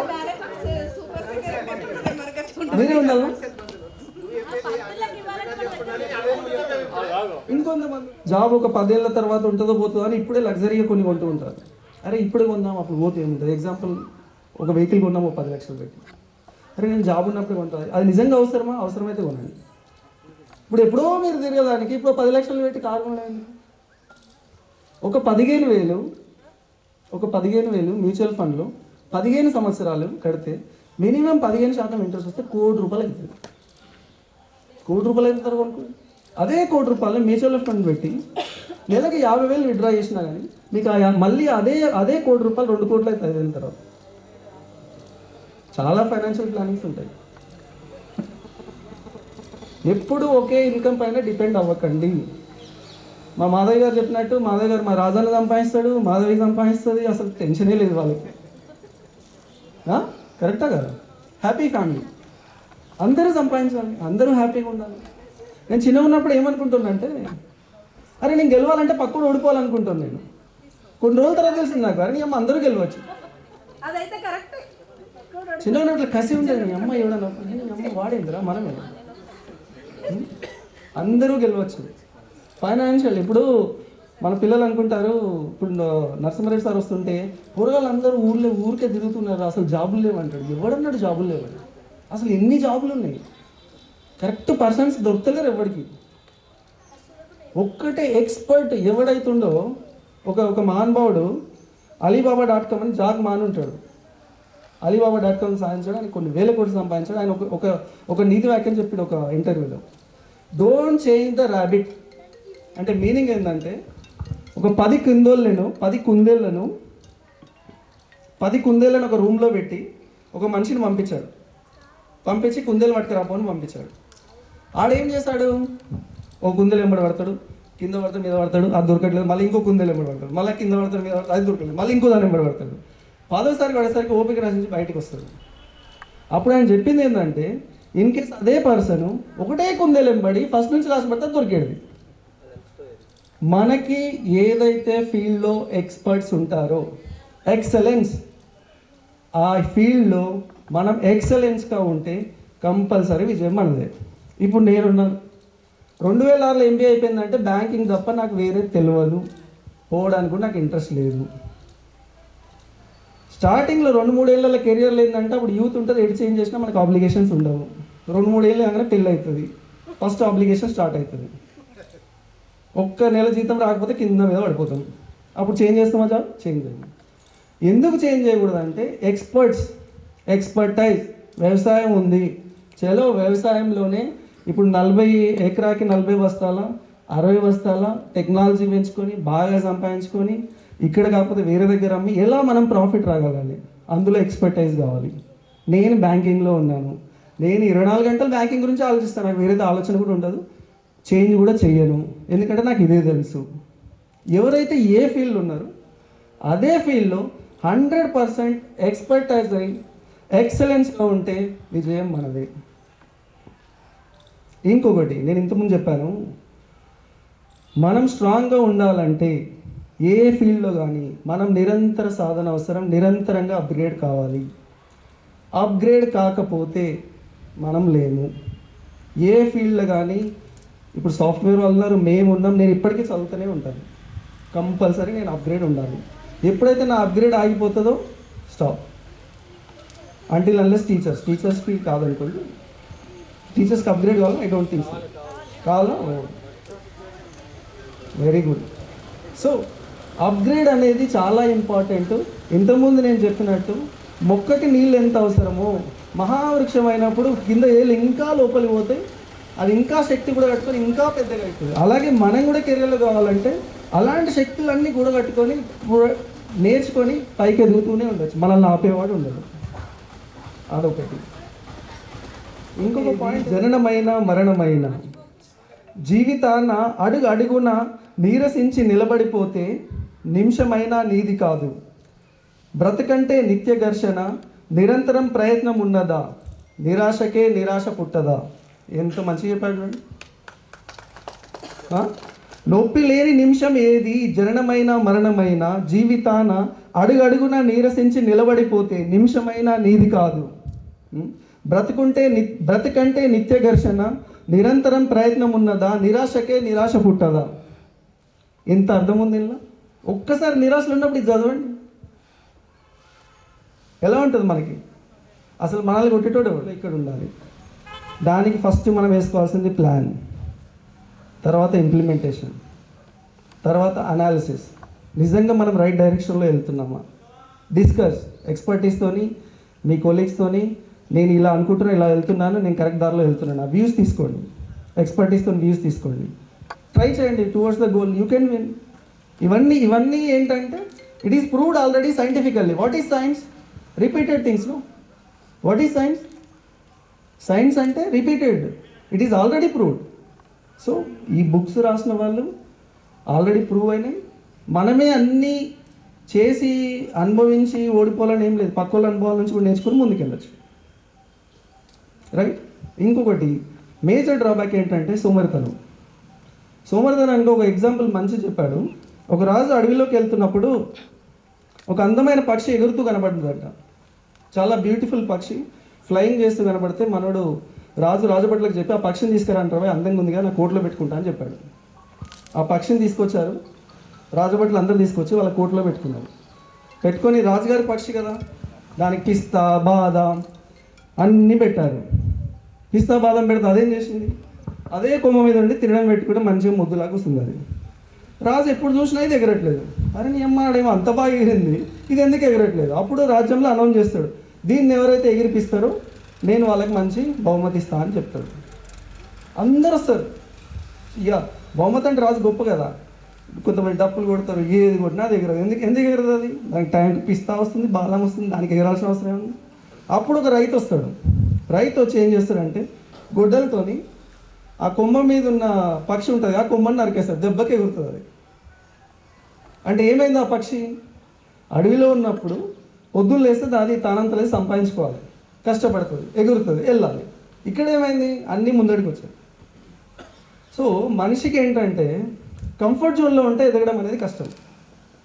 నిరంతరం ఎంత కంఫర్ట్ జోన్లో ఉన్నా కానీ బ్రెయిన్ అనేది ఎప్పుడు నేర్చుకుంటూ ఆలోచించుకుంటూ anything from the wife. Other ఎందుకు తలనొప్పి? వాళ్ళ రెస్పెక్ట్ ఇస్తే పడి ఉంటారు అట్లా కదా. రెస్పెక్ట్ ఇవ్వాలి కదా, ఇచ్చినా లేదా? హ్యాపీగా ఉండాలి. ఎందుకు తలనొప్పి? Why should I take head by doing wrong things? మేము పడి ఉంటాం, మీకు ఇస్తాం అంటున్నాం, మీరు తప్పుగా అర్థం చేసుకున్నాం. బాగా చిన్నప్పటి నుంచి చేసుకుంటున్నాం. సో హ్యాపీగా ఉందాం, లైఫ్ ప్లాన్ చేసుకుందాం. ఎవరు ఏ ఫీల్డ్లో ఉన్నా డబ్బులు సేవింగ్. వాళ్ళు ఏమంటారు అంటే కొంతమంది డబ్బులు ఏముంది కుక్కను కొడితే రాలుతాయి అంటారు. నిజంగా కుక్కను కొడితే రాలేదంటే డబ్బులు మనం పని చేస్తున్నాం, కుక్కలు కొట్టుకోవడం ఉంటాం. ఇదం జగత్ ఇన్ మనీయా ఏదో అంటారు కదా. Money is the everything, money is life. At the same time మనం మన కంట్రోల్లో ఉంటూ దీనికి ఎంత వాల్యూ ఆలోచిస్తూ సొసైటీలో కరెక్ట్గా పెరగడమే కరెక్ట్ జీవితం. నెక్స్ట్ ఇంకోసారి బాగా చెప్పారు, మనం చేయాల్సుకున్నాయి మనం చేయలేక మిస్ అయితే మన పిల్లలతో చేయించండి. పిల్లల మీద ఇన్వెస్ట్ చేయండి. వాళ్ళు స్పోర్ట్స్ ఆడతారా, గేమ్స్ ఆడతారా, ఎక్కడికి పోతారో పెట్టండి, డబ్బులు ఇన్వెస్ట్ చేయండి, అది హై రిటర్న్స్ వస్తాయి. నేను చెప్తున్నాను, పిల్లల మీద ఇన్వెస్ట్ అంటే వాళ్ళు గేమ్స్ కానీ వాళ్ళకి ఏదైతే ఇంట్రెస్ట్ ఉందో ఆర్టిఫిషియల్ ఇంటెలిజెన్స్ కానీ, ఇప్పుడు చిన్న పిల్లలు 10th క్లాసులు 8th క్లాసులు నడుస్తుంది, నిజంగా ఇంట్రెస్ట్ ఉంటే పంపించండి. ఎందుకంటే పిల్లలే రేపటి బయట. వివేకానంద స్వామి ఒక సందర్భంలో ఏమన్నాడంటే, ఆయన కొంతమందిని కనుక ఉక్కు నరాలు ఇనుప శరీరం ఉన్న కొంతమందిని ఇస్తే దేశాన్నే చేంజ్ చేస్తా అన్నాడు. అంత పవర్ ఉంటుంది యువతకి.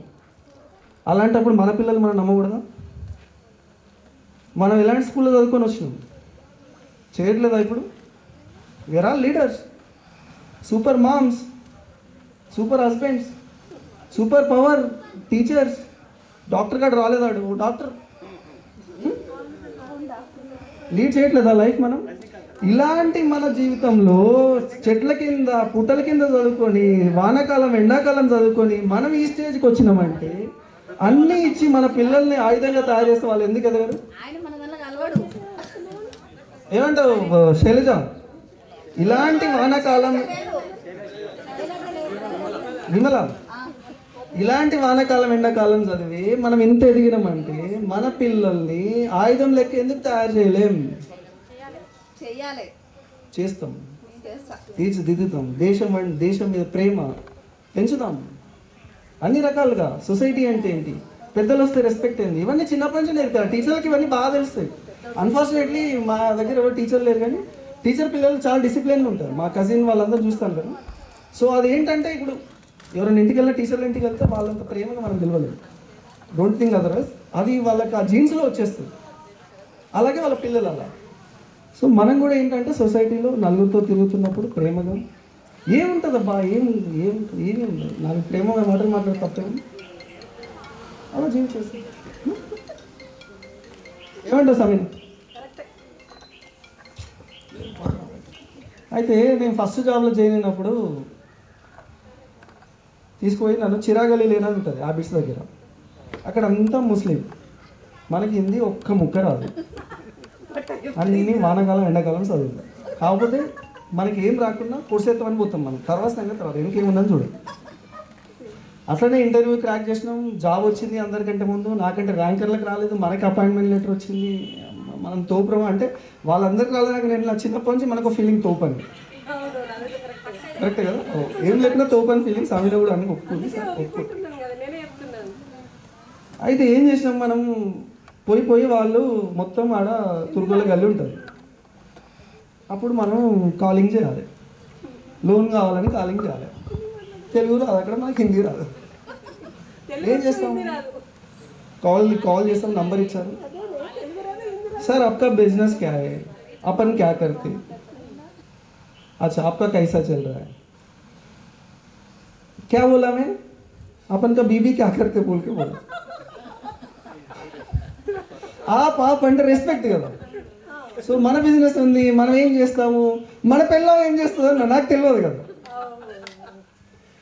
వాడిగా 10 మందిని వేసుకొని వచ్చిండు ఆఫీస్కి. ఇప్పుడు మా లైన్ మేనేజర్ చెప్పిన, అరే ఏమన్నావురా, सर ఏమన్నా సార్ నేను, आप बिजनेस क्या करते हैं, आपका क्या चलता है, आपका बीबी अपन का बीबी क्या करते हैं, अरे अपन का साला मेरा बीबी रे, अपन का क्या है. వాడు ఒక 20 మందిని వేసుకొని వచ్చిండు. నేను లైన్ మేనేజర్కి ఇట్లా, అది అట్లా అనద్దురా నీకు తెలియదా అంటే, ఓహో ఇట్లా దారి నేను నెక్స్ట్ టైం, ఒరే నీ అప్ప నువ్వు వెళ్ళిపోరా ఇక్కడ నుంచి అని నన్ను పంపించిన తర్వాత వాడు వచ్చి ఫర్నిచర్ అంతా వాళ్ళు కొట్టిపోయింది. అక్కడ చాలా డేంజర్. దాని తర్వాత ఏమైంది, జాబ్ చేస్తున్నాం. ఎప్పుడు నేను ఏం చేస్తామనంటే చాలా హార్డ్ వర్క్ చేస్తాను. అసలు 9:30 to 7 వరకు దేవుడు దిగొచ్చిన ఆఫీస్ అంటే office, no more other calls. పిచ్చగా హార్డ్ వర్క్ చేస్తాడు. హార్డ్ వర్క్ చేయడం వల్ల ఏమైందంటే అడ్వాంటేజ్, కొంతమంది ఏంటి, వీడు నాకు ఇస్తున్న జీతం ఇదే ఎక్కువ, నేను ఇంతే చేస్తాను, ఏదైనా ఇస్తే మధ్యలో వదిలేసిపోతాను, నేను పక్కోడు పని కూడా చేస్తాను. దీనివల్ల అడ్వాంటేజ్ ఏమొస్తుంది, నాకు నిజంగా అక్కడ అడ్వాంటేజ్ ఏం రాలేదు. ఆ కంపెనీలో వాడు గదే జీతం నా పక్కోడికి ఇష్టం, నాకు గదే, నాకు అడ్వాంటేజ్ ఏమొచ్చింది. ఒకరోజు SGFCలో ఉన్నప్పుడు కోటాక్ నుంచి కాల్ వచ్చింది, ఒక మంచి టీం లీడర్ కావాలి. అప్పుడు మనది SGFCలో మంచి పేరు ఉంది, అరే వీడు మస్తు పనిచేస్తాడని. నేను అప్పుడు ఇది ఆశించలే కదా, నేను కోటక్లో ఇట్లా కాల్ వస్తుందని. బట్ నాకు అడ్వాంటేజ్ ఏమైంది, నాకు అదే జీతం నా పక్కకు చేసి నేను ఎందుకు పని చేసిన, నాకు అది అడ్వాంటేజ్ అయింది కదా, నేను ఏమైనా ఆశించలే కదా. అరే పలానోడు ఉన్నాడు తీసుకోండి అని చెప్పాను. అప్పుడు నాకు విజయవాడలో రీజనల్ హెడ్గా ఖాళీ వచ్చిందంటే ఇక్కడ హార్డ్ వర్క్ చేయడం వల్ల. అందుకనే మనం చేసే పనిలో ఆ మూమెంట్కి ఆలోచించలేదు, దాని ఫలితం అనేది ఫ్యూచర్లో ఖచ్చితంగా వస్తుంది. హార్డ్ వర్క్ పేస్ ఆఫ్ అంటారు కదా, ఖచ్చితంగా రిజల్ట్ ఉంటుంది. దానివల్ల ఏమైంది, నాకు ఇలా నేమ్ ఉండడం వల్ల నేను విజయవాడ టీమ్ లీడర్గా రీజనల్ హెడ్కి వెళ్ళాను. సో విజయవాడలో వెళ్ళినప్పుడు ఏమవుతుంది, అక్కడ పాకిస్తాన్ వాళ్ళకి ఇండియాలోకి ఎంత ఉంటుందో తెలియదు, కానీ తెలంగాణ ఆంధ్రలోకి అయితే ఘోరంగా ఉంటుంది. వీడెవడు పొరపాటు నేను ఏమని చెప్పినా సిద్దిపేట అని చెప్పిన, అరే నీ అమ్మ వీడెవడరా, ఫస్ట్ ఆఫ్ ఆల్ నేను తెలంగాణ, సిద్దిపేట నుంచి వచ్చి ఈ అమ్మాయి ఆంధ్రలో వీడ్ డామినేషన్ ఎందుకు ఆడ గ్రూపిజం స్టార్ట్ అయ్యి, ఊరిని అమ్మ ఇదెక్కలు రాడు ఆడ మస్తు హార్డ్ వర్క్ చేసినాం. లాస్ట్కి ఏమైంది, ఇదైతే మంచి లేదని చెప్పి లక్కీలీ ఆ 1.5 yearలో మళ్ళీ హైదరాబాద్ ట్రాన్స్ఫర్ దొరికింది. అమ్మాయి ఒక మంచి పేరుతో బయటపడ్డాను. ఆడ నాతో అందరూ మంచిగా ఉన్న వాళ్ళు ఎట్లుంటుందంటే, బాగా కష్టపడతాం, రిజల్ట్ బాగా వస్తుంది, నా ముందు చప్పట్లు కొడితే ఇంకా గోతులు అవుతారు. అది నాకు అర్థమైంది. లీడర్కి ఏంటి, లీడర్కి 2 కళ్ళున్నా అన్ని దిక్కులు చూడాలంటారు. నాకేం జరుగుతుందో నాకు అర్థమైంది సిచ్యువేషన్. లక్కీలీ అదృష్టము, మనకి హార్డ్ వర్క్ చేసినప్పుడు అదృష్టం కూడా మనప్పుడే ఉంటుంది. హార్డ్ వర్క్ ఏం పని చేయకుండా అదృష్టం ఉండాలంటే ఉండదు. నువ్వు 24 గంటలు పని చేయి, ఈ రోజు కాదు, రేపు కాదు, ఎల్లుండైనా రిజల్ట్ నీ అదృష్టం అన్నీ నీకే వస్తాయి. అందుకనే ఒక మహానుభావుడు ఏమని చెప్పిండంటే, ఆదర్శం అనేది మనుషులతో కాకుండా లక్ష్యాలతో మురిపెట్టుకోండి అని చెప్తారు. ఇప్పుడు పక్కోడు ఇట్లనే కొంతమంది ఏమనంటే ఐన్స్టీన్ బ్రెయిన్ చాలా గొప్పోడు, ఐన్స్టీన్ ఆయన బ్రెయిన్ అలా పుట్టడం వల్ల గొప్పోడు అయిందని చాలామందికి మళ్ళీ ఆయన డౌట్ వచ్చింది. ఆయన బ్రెయిన్ 14 ముక్కలు కట్ చేసి 14 దేశాలలో పంపించారు. అసలు ఆయన బ్రెయిన్లో ఏముంది, ఎందుకు ఇంత గొప్పోడు, రిజల్ట్ ఏమని వచ్చింది తెలుసా, నార్మల్గానే ఉంది వచ్చింది. బ్రెయిన్ కాదు, అందులో ఉన్న మ్యాటర్ ఇంపార్టెంట్. ఆ మ్యాటర్ కోసం కష్టపడాలి, పని చేయాలి, ఫలితం వచ్చేస్తుంది. ఎక్స్ట్రా కూల్ డ్రింక్స్ కూడా వచ్చాయి మనకి, చాలా కష్టపడుతుంది. దూపు అవుతుందని తెప్పించారా, వెరీ గుడ్. ఇంకా Raghu hero next chance. Tensions లేనిది ఎవరికమ్మా, టెన్షన్స్ లేవా నీకు? ఏది వాడుకుంటే టెన్షన్ వాడుకుంటే వాడికి వాడి దగ్గర 1,00,000 రూపాయలు లేదా 2 లక్షలు ఇవ్వాలని వాడి టెన్షన్ వాడుకుంటాడు.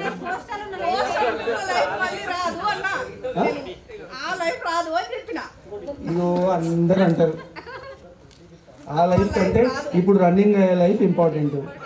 ఇప్పుడు మీరు ఒట్టే చెప్పండి, నేను ఆ లైఫ్ కంటే ఇప్పుడు కూడా బాగా ఎంజాయ్ చేస్తున్నా. టు బీ ఆనెస్ట్, ఏం కష్టం లేదు, ఉంది కష్టం ఉంటుంది కానీ చూసుకుందాం, కష్టమే ఉంది. కష్టపడితే అన్నీ వస్తాయి. కష్టాలు లేనిది ఎవరికి, ఫ్రీగా డబ్బులు వస్తున్నాయి అన్నా కానీ కష్టం ఉంటుంది. ఎందుకంటే బీపీ షుగర్ వస్తుంది, వాడు వాకింగ్ చేయడు, తిరగడు. ఎప్పుడైతే కష్టపడడం, ఈవెన్ రిటైర్మెంట్ అయిన వాళ్ళు కూడా నా బెస్ట్ సజెషన్, మీ అమ్మ నాన్న మామ ఎవరున్నా ఏదో ఒక పని చేయమని చెప్పండి. ఎప్పుడైతే మనిషి పని చేయడం ఆగిపోతుందో అప్పుడు అన్ని రోగాలు స్టార్ట్ అవుతాయి. ఏదో ఒక సోషల్ సపోర్ట్, సోషల్ వెల్ఫేర్లను ఏదో ఒక పని చేయాలి. ఒక ఎకరం తాగుండదు. మనం by God grace, God gift మనకు ఎంతో ఎకరము, అర్ధెకరము, పావు ఎకరము, 2 ఎకరాలు మన పేరెంట్స్ ఇచ్చారు. ఇప్పుడు హైదరాబాద్ చూస్తే ఏందబ్బా అంత పీకి పడగొట్టలేదు ఓ ఎకరం ఉండడానికి కదా. ఆ ఎకరం ఆల్రెడీ మనకు ఉంది కదా, అంటే మనం అదృష్టవంతులమే. ఇది యాక్సెప్ట్ చేయాలి లైఫ్. ఇప్పుడు అందరు కష్టపడి ఏం చేస్తారు, 2 ఎకరాలు కొనాలని చూస్తారు. దేవుడి దయ వల్ల మన పేరెంట్స్, మా తాతలు ముత్తాతలు ఎంతో కొంత వచ్చిందండి. లేని వాళ్ళకి లేకపోవచ్చు, ఎవరికి కొంత వచ్చింది అంటే ఏంది, నువ్వు ఆల్రెడీ అదృష్టవంతుడు. అది పక్కన పెట్టి మా వాడేదో అయిన వాళ్ళ కార్లో తిరుగుతుందని, ఓ బంగ్లా ఉందని ఏవాడు వేసేంటి అన్ని స్ప్రైట్ అని ఓకే చూసాడు, ఏ బాగాలేదు, ఓడే ఇట్లా వేసేస్తాడు, వాడు బాగుంది అంటే ఆయన అప్పుడు ఇప్పుడు ఎక్స్పర్ట్. అట్లాంటి వాళ్ళు వద్దు, ఇట్లాంటి వాళ్ళ దగ్గర రావాలి, అదొక వేస్తాడు. రేపటి నుంచి అందరికి సిన్సియర్ సజెషన్ ఏంటంటే ఎంతో కొంత సేవింగ్ స్టార్ట్ చేయండి. ఎంతో మంచిది, పైసలే జీవితం అబ్బా. హెల్ప్ చేస్తారు, చాలామంది మంచి వాళ్ళు, చాలామంది సొసైటీలా చేద్దాము. ఎందుకంటే మనం సొసైటీ నుంచి ఎంత తీసుకున్నప్పుడు ఎంతో కొంత ఇవ్వాలి. కానీ మనకు ఆపద వచ్చినప్పుడు రైట్ పర్సన్ దొరకడం అనేది కష్టం. అది దొరికితే మంచిగా, దొరకకపోతే ఫస్ట్ ఆఫ్ ఆల్ అలాంటి సిచ్యువేషన్ ఏం తెచ్చుకోవాలి. పడినప్పుడు ఒక్కడేసారి పైసలు వస్తాయి. మనోడికి నర్సింగ్కి ఏం చేయాలో అర్థం కాదు. సడన్గా 10 లక్షలు 15 లక్షలు వస్తాయి. పోల్ట్రీ ఫామ్ రన్ చేస్తూ అంత it is not easy. Let us accept the fact. మంచిగా తీర్చిదిద్దు పొరగాలని, మంచి సెటిల్ అదే జీవితం. అప్రిషియేట్ అందరూ ఇక్కడ అలాంటి సిచ్యువేషన్ మనం ఫేస్ చేసి ఇక్కడికి వచ్చినప్పుడు ఒక రూమ్ కూడా లేదు, ఒకసారి చదవకుండా అందరూ పైకి వచ్చిన వాళ్ళు, అందరూ కష్టపడి వచ్చిన వాళ్ళు, ఎవరు ఇక్కడ ఏం ఎవరు చెప్తారు అసలు ఫెయిల్యూర్ అంటే ఏంది, సక్సెస్ అంటే ఏంది? ఫెయిల్యూర్ అంటే మనం ఏ పని చేసినా సక్సెస్ కాకుండా మనం సోమరిపోతుగా ఉండడమే ఫెయిల్యూర్ అని నా ఉద్దేశము. అగ్రికల్చర్ చేసినా, ఏది చేసినా, బీడీలు చేసినా, లేదంటే స్టిచ్చింగ్ చేసినా, ఏ ప్రొఫెషన్ చేసినా దానిలో అట్లీస్ట్ 80% అయినా మనం కరెక్ట్ చేస్తే 100% సక్సెస్. మా స్కూల్లో అంటారు 80% రిజల్ట్ అయితే 100% సక్సెస్ అంటారు. మంచిగా భావించి దానిలో సక్సెస్ కావాలి. ఇప్పుడు నువ్వు చెప్పినట్టు అది వ్యవసాయం అనా, లేకపోతే స్టిచ్చింగ్ అనా, చిట్టీల బిజినెస్ అనా, ఏదైనా కూలి పని అయినా మనం నామోష్గా ఫీల్ కావద్దు. దాంట్లో మనం 100% మనస్ఫూర్తిగా చేయాలి, యాక్సెప్ట్ చేయాలి. అగ్రికల్చర్ అని తక్కువ మనం చేయొద్దు. ఇప్పుడు రజాక్ ఉన్నాడు, 30 ఎకరాలు పండిస్తాడు. ఆయన కింద మనం వేస్ట్, జాబ్ నుండి వేస్ట్ అని అడిగితే మా ఊరే కదా, నేను చూస్తుంటా కదా. అట్లా మనం చేసే పని రాజ్ కుమార్ అన్నాడు ఇందాక, అన్నాడు మేము ఇట్లా అగ్రికల్చర్ ఇట్లా ఫీల్ అవుతున్నారని. అట్లా ఫీల్ కావాల్సిన అవసరం లేదు. ఏ ఫీల్డ్లో ఉన్నా కానీ దానిలో మనం మంచిగా మన ఆత్మ సంతృప్తితో మనం చేసిన వాళ్ళకు మనం సెల్ఫ్ సాటిస్ఫాక్షన్ అంటారు చూడండి. మన మనస్సాక్షి ఖచ్చితంగా నువ్వు 100% సక్సెస్ అయినా అని చెప్పింది అనుకో, నువ్వు ఎవ్వరు నేను మెచ్చుకోకుండా పర్వాలేదు, నువ్వు సక్సెస్ అయినట్టే లెక్క. నేను దీన్ని నా ఉద్యోగ జీవితంలో ఖచ్చితంగా నేను అమలు చేస్తా. నేను చాలా హ్యాపీగా ఉన్నాను నిజం చెప్పాలంటే. స్కూల్కి వెళ్ళినామంటే ఇంటి విషయాలు మొత్తమే మర్చిపోతాం, ఇంట్లో ఉంటే స్కూల్ విషయాలు మర్చిపోతాం. ఎక్కడ ఉంటామో అక్కడ 100% మన యొక్క పాత్రను నిర్వహించాలి. ఇంట్లో ఇప్పుడు మా అత్తమ్మని మామయ్య అందరినీ చూసుకుని అందరూ సాటిస్ఫై చేస్తారు. అదేవిధంగా స్కూల్కి పోతే కూడా ఈ విషయాలు గుర్తుపెట్టుకోండి. మళ్ళీ అక్కడ స్టూడెంట్స్ పిల్లలు వాళ్ళకి ఏం ఫెసిలిటీస్ కావాలి, నేను ఎంతవరకు వాళ్ళకి న్యాయం చేస్తున్నా అని చెప్పేసి ఖచ్చితంగా నేను ఆలోచిస్తా. దీన్ని సక్సెస్ చేస్తున్నా. ఎప్పుడైనా కానీ గడిచిపోయినటువంటి క్షణాల గురించి ఆలోచించకుండా ప్రజెంట్ మనం ఏం చేస్తున్నాం దీన్ని ఎంజాయ్ చేయాలి. నా ఉద్దేశం ప్రజెంట్ క్షణాన్ని ఎంజాయ్ చేయాలి. రేపు చేస్తాం ఏదనేది ప్లాన్ ఉండాలి. అది రేపటికి రూపం లేదన్నట్టు ఒకసారి కావచ్చు కాకపోవచ్చు, కానీ ప్రజెంట్ అనేది వెరీ వెరీ ఇంపార్టెంట్ నా దృష్టిలో. నేనైతే ఫుల్ హ్యాపీ. ఎవ్రీ మూమెంట్ కూడా నేను చాలా ఎంజాయ్ చేస్తాను. వర్క్ చేసుకుంటాను, నాకు వర్క్ చేసుకున్నప్పుడు చాలా ఇంట్రెస్ట్, కష్టపడడం ఇంట్రెస్ట్. సోమరిపోతే అస్సలు నచ్చదు నాకు అసలు. చిన్నప్పటి నుంచి నాకు అదే అలవాటు, ఇప్పుడు కూడా అంతే. నేను పని మనిషిని పెట్టుకుంటే సోమరిపోతే నాకు తయారైతే భయం అని పని మనిషిని కూడా పెట్టుకున్నాను. నేను చెప్పడం కాదు, నా పనులు నేను చేసుకోవడం సాటిస్ఫాక్షన్. డబ్బుల్ సేవింగ్ అసలే లేదు, డబ్బుల్ సేవింగ్ గురించి కాదు. ఎందుకంటే మనము ఇప్పుడు మనం ఏంటంటే ఒక పని మనిషిని పెట్టుకున్నాం అనుకోండి, ఆ వచ్చేదాకా ఏ వస్తుంది కదా తోముతుంది కదా అనిపిస్తుంది. అట్లే సోమరిపోతులా రెడీ అవుతాడు. నువ్వు ఇందాక రాజు పక్షి కథ చెప్పినందుకు అట్లా తయారవుతావని నా ఉద్దేశం. ఈ కథ ఎప్పుడో నాకు చిన్నప్పుడు సారి చెప్పినప్పుడు గుర్తు అనిపిస్తుంది. నేను విన్నట్టే ఉన్నా. మీరు అంటే నేను మీరు నెగిటివ్ థాట్సా ఏదో అన్నారు. అయితే లైఫ్లో ఏం జరిగినా ఇప్పుడు మనం ఒకటి అనుకుంటాం, అది కాలేదు అనుకోండి, అబ్బా దేవుడు నాకు ఇట్లా చేసిండు అని అనుకోకుండా దానికి ఆల్టర్నేటివ్ ఏముంది అంటే దేవుడు సమస్య ఇచ్చినప్పుడు ఖచ్చితంగా దానికి పరిష్కారం అనేది ఉంటుంది. మనం కొద్దిగా ఆలోచిస్తే ఆ సమస్యకు పరిష్కారం దొరుకుతుంది. ఇది నాకు సెల్ఫ్ ఎక్స్పీరియన్స్. ఎందుకంటే అంటే ఒక విషయం చెప్తే మీరు ఎవరికి వినాలంటే, మా తమ్ముడు చనిపోయినప్పుడు అసలు అగమ్య గోచరం చెప్పాలంటే ఆ సిచ్యువేషన్స్ బయటపడాలంటే నాకు రజాక్ చాలా హెల్ప్ చేసిండు. మా చుట్టాలు కూడా చేయలేదు నాకు అట్లా, కానీ నాకు దేవుళ్ళగా హెల్ప్ చేసిండు. ఇది మాత్రం తనకి థ్యాంక్స్ చెప్తున్నాను. నేను అందరికీ మీ అందరికి తెలవాలనే ఉద్దేశంతో చెప్తున్నా. అట్లా మనము కొద్దిగా ఆలోచిస్తే మనకు భగవంతుడు ఎవరినో ఒకరిని హెల్ప్ పంపిస్తాడు. నువ్వు ఇందాక చెప్పిన చంద్రకాంత్, మనం కష్టపడితే ఖచ్చితంగా దేవుడు మన వెన్నంటే ఉంటాడు. ఇది నాకు చాలాసార్లు ఎక్స్పీరియన్స్ అయింది నిజం చెప్పాలంటే. మా పాపను హైదరాబాద్లో సిటీలో వేసినప్పుడు నేను ఒక్కనే చిన్న పాపను తీసుకుని వెళ్ళిన. నిజంగా నాకు బయట పోవడం తెలియదు అసలు, కానీ ఇక ఖచ్చితంగా నేను వెళ్ళగలుగుతాను. ధైర్యం కొద్ది వెళ్ళినా మనకి ఎవరో ఒకరు హెల్ప్ చేస్తారు. నమ్మకం అనేది ఇంపార్టెంట్. ఫస్ట్ మనం ఏంటంటే రీచ్ అయితే మనం నమ్మకం ఉంటే ఖచ్చితంగా ఎన్ని కష్టాలు వచ్చినా దేన్నైనా సాధిస్తాం. అది నేను చిన్నప్పటి నుంచి అనుకున్నదే, ఇప్పుడు కూడా చెప్తున్నా. ఏమి నిజంగానే అయింది టీచర్ అనేది ఇట్లా చెప్తుందని కాదు, కానీ చెప్తున్నా ఉద్దేశంగా. కాకపోతే కష్టపడాలి, సోమరి అసలే ఉండదు. ఖచ్చితంగా మనం ఏ లెవెల్ ఉన్నా మన మూలాలు మర్చిపోవద్దు, మన ఫ్రెండ్స్ని మర్చిపోవద్దు, మన తల్లిదండ్రులు మర్చిపోవద్దు, అత్తమామలు మర్చిపోవద్దు, ఎవరిని మర్చిపోవద్దు. ఖచ్చితంగా అన్ని బాధ్యతలు నిర్వర్తించాలి, అన్ని పాత్రలు పోషించాలి. స్పెషల్ ఏం చెప్పాలంటే మన లేడీస్ అయితే అందరినీ మంచిగా చూసుకోవాలి, అంతే కదా. ఇప్పుడు జెంట్స్ ఏముంది, అత్తమామలు వాళ్ళు మనకు వదిలి పెడతారు, వదిలేస్తారు, వాళ్ళు చూస్తారు అట్లని కాదు. రెండు పాత్రలు పోషించాలి మీరు. ఎందుకంటే అటు భార్యను సాటిస్ఫై చేయాలి, ఇటు పేరెంట్స్ని సాటిస్ఫై చేయాలి, ఇంకా అక్క చెల్లెలు ఉంటే వాళ్ళని సాటిస్ఫై చేయాలి, పిల్లల్ని సాటిస్ఫై చేయాలి, నెంబర్ ఆఫ్ ఉంటాయి. కానీ ఇంట్లో మాత్రం ఎక్కువ ఆడవాళ్ళది ఉంటుంది కదా, మామూలుగా ఎక్కువ మాట్లాడడం చేయడం. కానీ ఇది correct correct. Home minister is home minister. అన్ని ప్రేమ లేదు. ముందు ఈ అమ్మాయి ఏమైనా పెట్టిందా లేదా అట్లా అయిపోయిందా? కార్లు వెళ్ళేటప్పుడు ఎక్కడ పోతుంటా కదా, ఈయన అన్ని ఇంకుంటూ పోతాయి. కరెక్ట్. నేను కూడా ఒకసారి ఏం చేస్తానంటే నైట్ ఒకసారి రజిత ఏమో మాట్లాడింది అని చెప్పేసి టచ్ చేసి అన్ని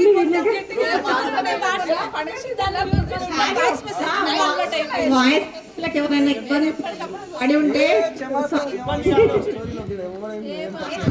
రజిత సారీ అని ఏం లేదు, కాకపోతే నేను ఎక్కువ అంటే అందరినీ ఎక్కువ ఇన్వాల్వ్ చేసి అంటే మా పొరగాలు అనేది పెట్టింది. మా పొరగాలు ఇస్తారా మాకు ఫోన్ ఇవ్వడం.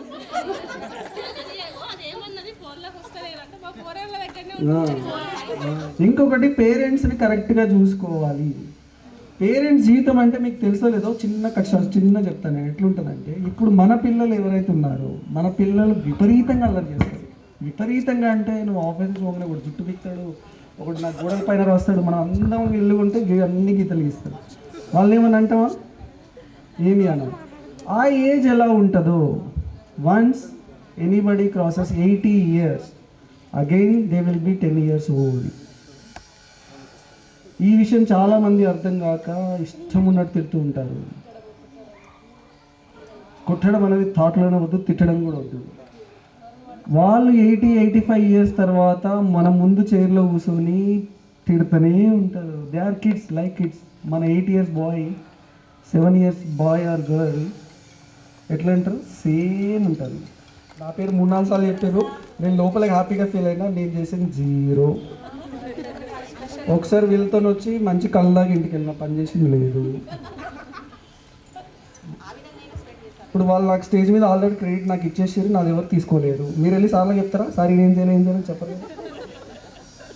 కొన్నిసార్లు అదృష్టం అంటే ఇది, ఏం పని చేయకుండా క్రెడిట్ వస్తుంది, తీసుకుందాం, మనోళ్ళే కదా.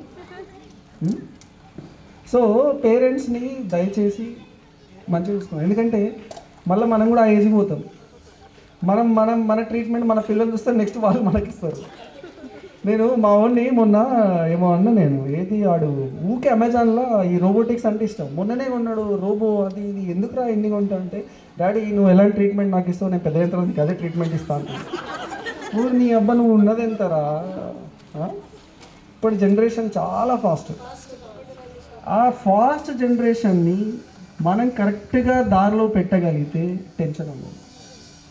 మొబైల్స్ అనేటి సరే మొబైల్స్ అవాయిడ్ చేయమని నేను కూడా ఫీల్ అవుతున్నా, నేను కూడా చేయలేకపోతున్నా మా పిల్లల దగ్గర. కానీ టైం టేబుల్ సెట్ చేయండి. టైం టేబుల్ ఇది అందరికీ ఇంపార్టెంట్. ప్లీజ్ అందరు శ్రద్ధగినండి. మీరు ఇన్పుట్ తీసుకొని ఇంప్లిమెంట్ చేస్తే ఐఎమ్ వెరీ హ్యాపీ. పిల్లలు ఉన్నప్పుడు 7:30 మా వాడు స్కూల్కి వస్తుంది, స్కూల్ బస్ వస్తుంది, 3:30కి వస్తారు.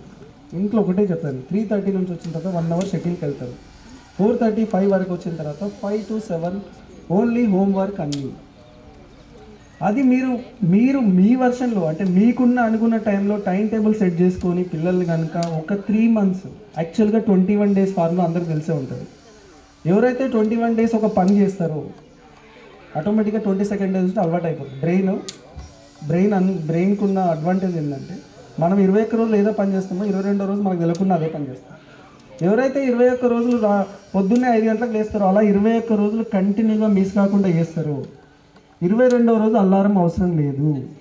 ఇది ప్రూవ్డా? This is science. What is science? Repeated things. Already proved repeated things science అంటారు. ఆ 21 రోజులు మీ పిల్లలకి ఒక టైం టేబుల్ అలవాటు చేయండి. వాడికి మొబైల్ ఇవ్వండి, 1 గంట ఇవ్వండి. ఇప్పుడున్న ప్రపంచం నుంచి పిల్లల జీవితాల నుంచి మొబైల్ తీయడం అనేది ఇంపాసిబుల్. అది ఎవడు చేయలేడు. బట్ చలో వాడికి తినే ముందా పడుకునే ముందా 1 గంట don't go with the foreign life. Foreign ఎట్లుంటుంది? ఎవడు వాడు తింటాడు, పోతాడు, కట్టుకుంటాడు. మన కల్చర్ అది కాదు.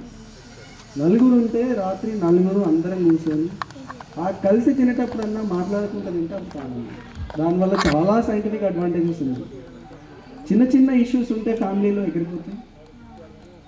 కలిసి ఉంటే ఆనందం, కలర్స్ ఉంటాయి. ఇంకొకటి చెప్తాను మీకు బ్యూటిఫుల్. ఎప్పుడైనా రాత్రితో వైఫ్తో గొడవ పెట్టుకుంటే ఆ గొడవ పెట్టుకొని పడుకోకండి. ఐదర్ మీరన్నా కాంప్రమైజ్ అవ్వండి లేదా మేమన్నా కాంప్రమైజ్ అవ్వాలి. అరే ఇవన్నీ ఎందుకు అంటే రాత్రి గొడవ పెట్టి పడుకొని ఇటో ముఖం అటో ముఖం పడుకుంటే నెక్స్ట్ డే మొత్తం ఖరాబ్ అవుతుంది. కొట్టుకున్నా తిట్టుకున్నా పడుకునే ముందు కాంప్రమైజ్ అవ్వండి. మంచి ఫార్ములా. మీరు కావాలంటే వర్కౌట్ చేసుకోండి. నెక్స్ట్ డే మీకు అందంగా ఉంటుంది. ఈ సూత్రాలన్నీ చాలా ఇంపార్టెంట్. ఏమంటారా సార్? ఎవరు తిట్టుకున్నా కొట్టుకున్నా పిల్లమ్మ కూడా వాళ్ళే కదా. పక్కోడు ఏం చేస్తాడు? మనమే కాంప్రమైజ్ అవ్వాలి. ఏం చేయలేడు. కరెక్ట్. ఆ ఒక్కరోజు కొట్టుకోవడం వల్ల నెక్స్ట్ డే ఎందుకు పాడు చేసుకోవాలి? జీవితం అంటే చాలా ప్రీషియస్, వాల్యుబుల్. ఒక్క రోజు ఒక్క సెకండ్ కూడా వేస్ట్ చేసుకోవద్దు మనం. కాంప్రమైజ్ అవుదాం. పోయేముంది, మనమే కదా. ఎవరికి లొల్లులో చెప్పు, పొట్టు లొల్లులు అయితే అయిదాం. జీవితం ఇంపార్టెంట్. ఏమంటారు రజిత? కరెక్ట్ నువ్వు ఫ్యామిలీ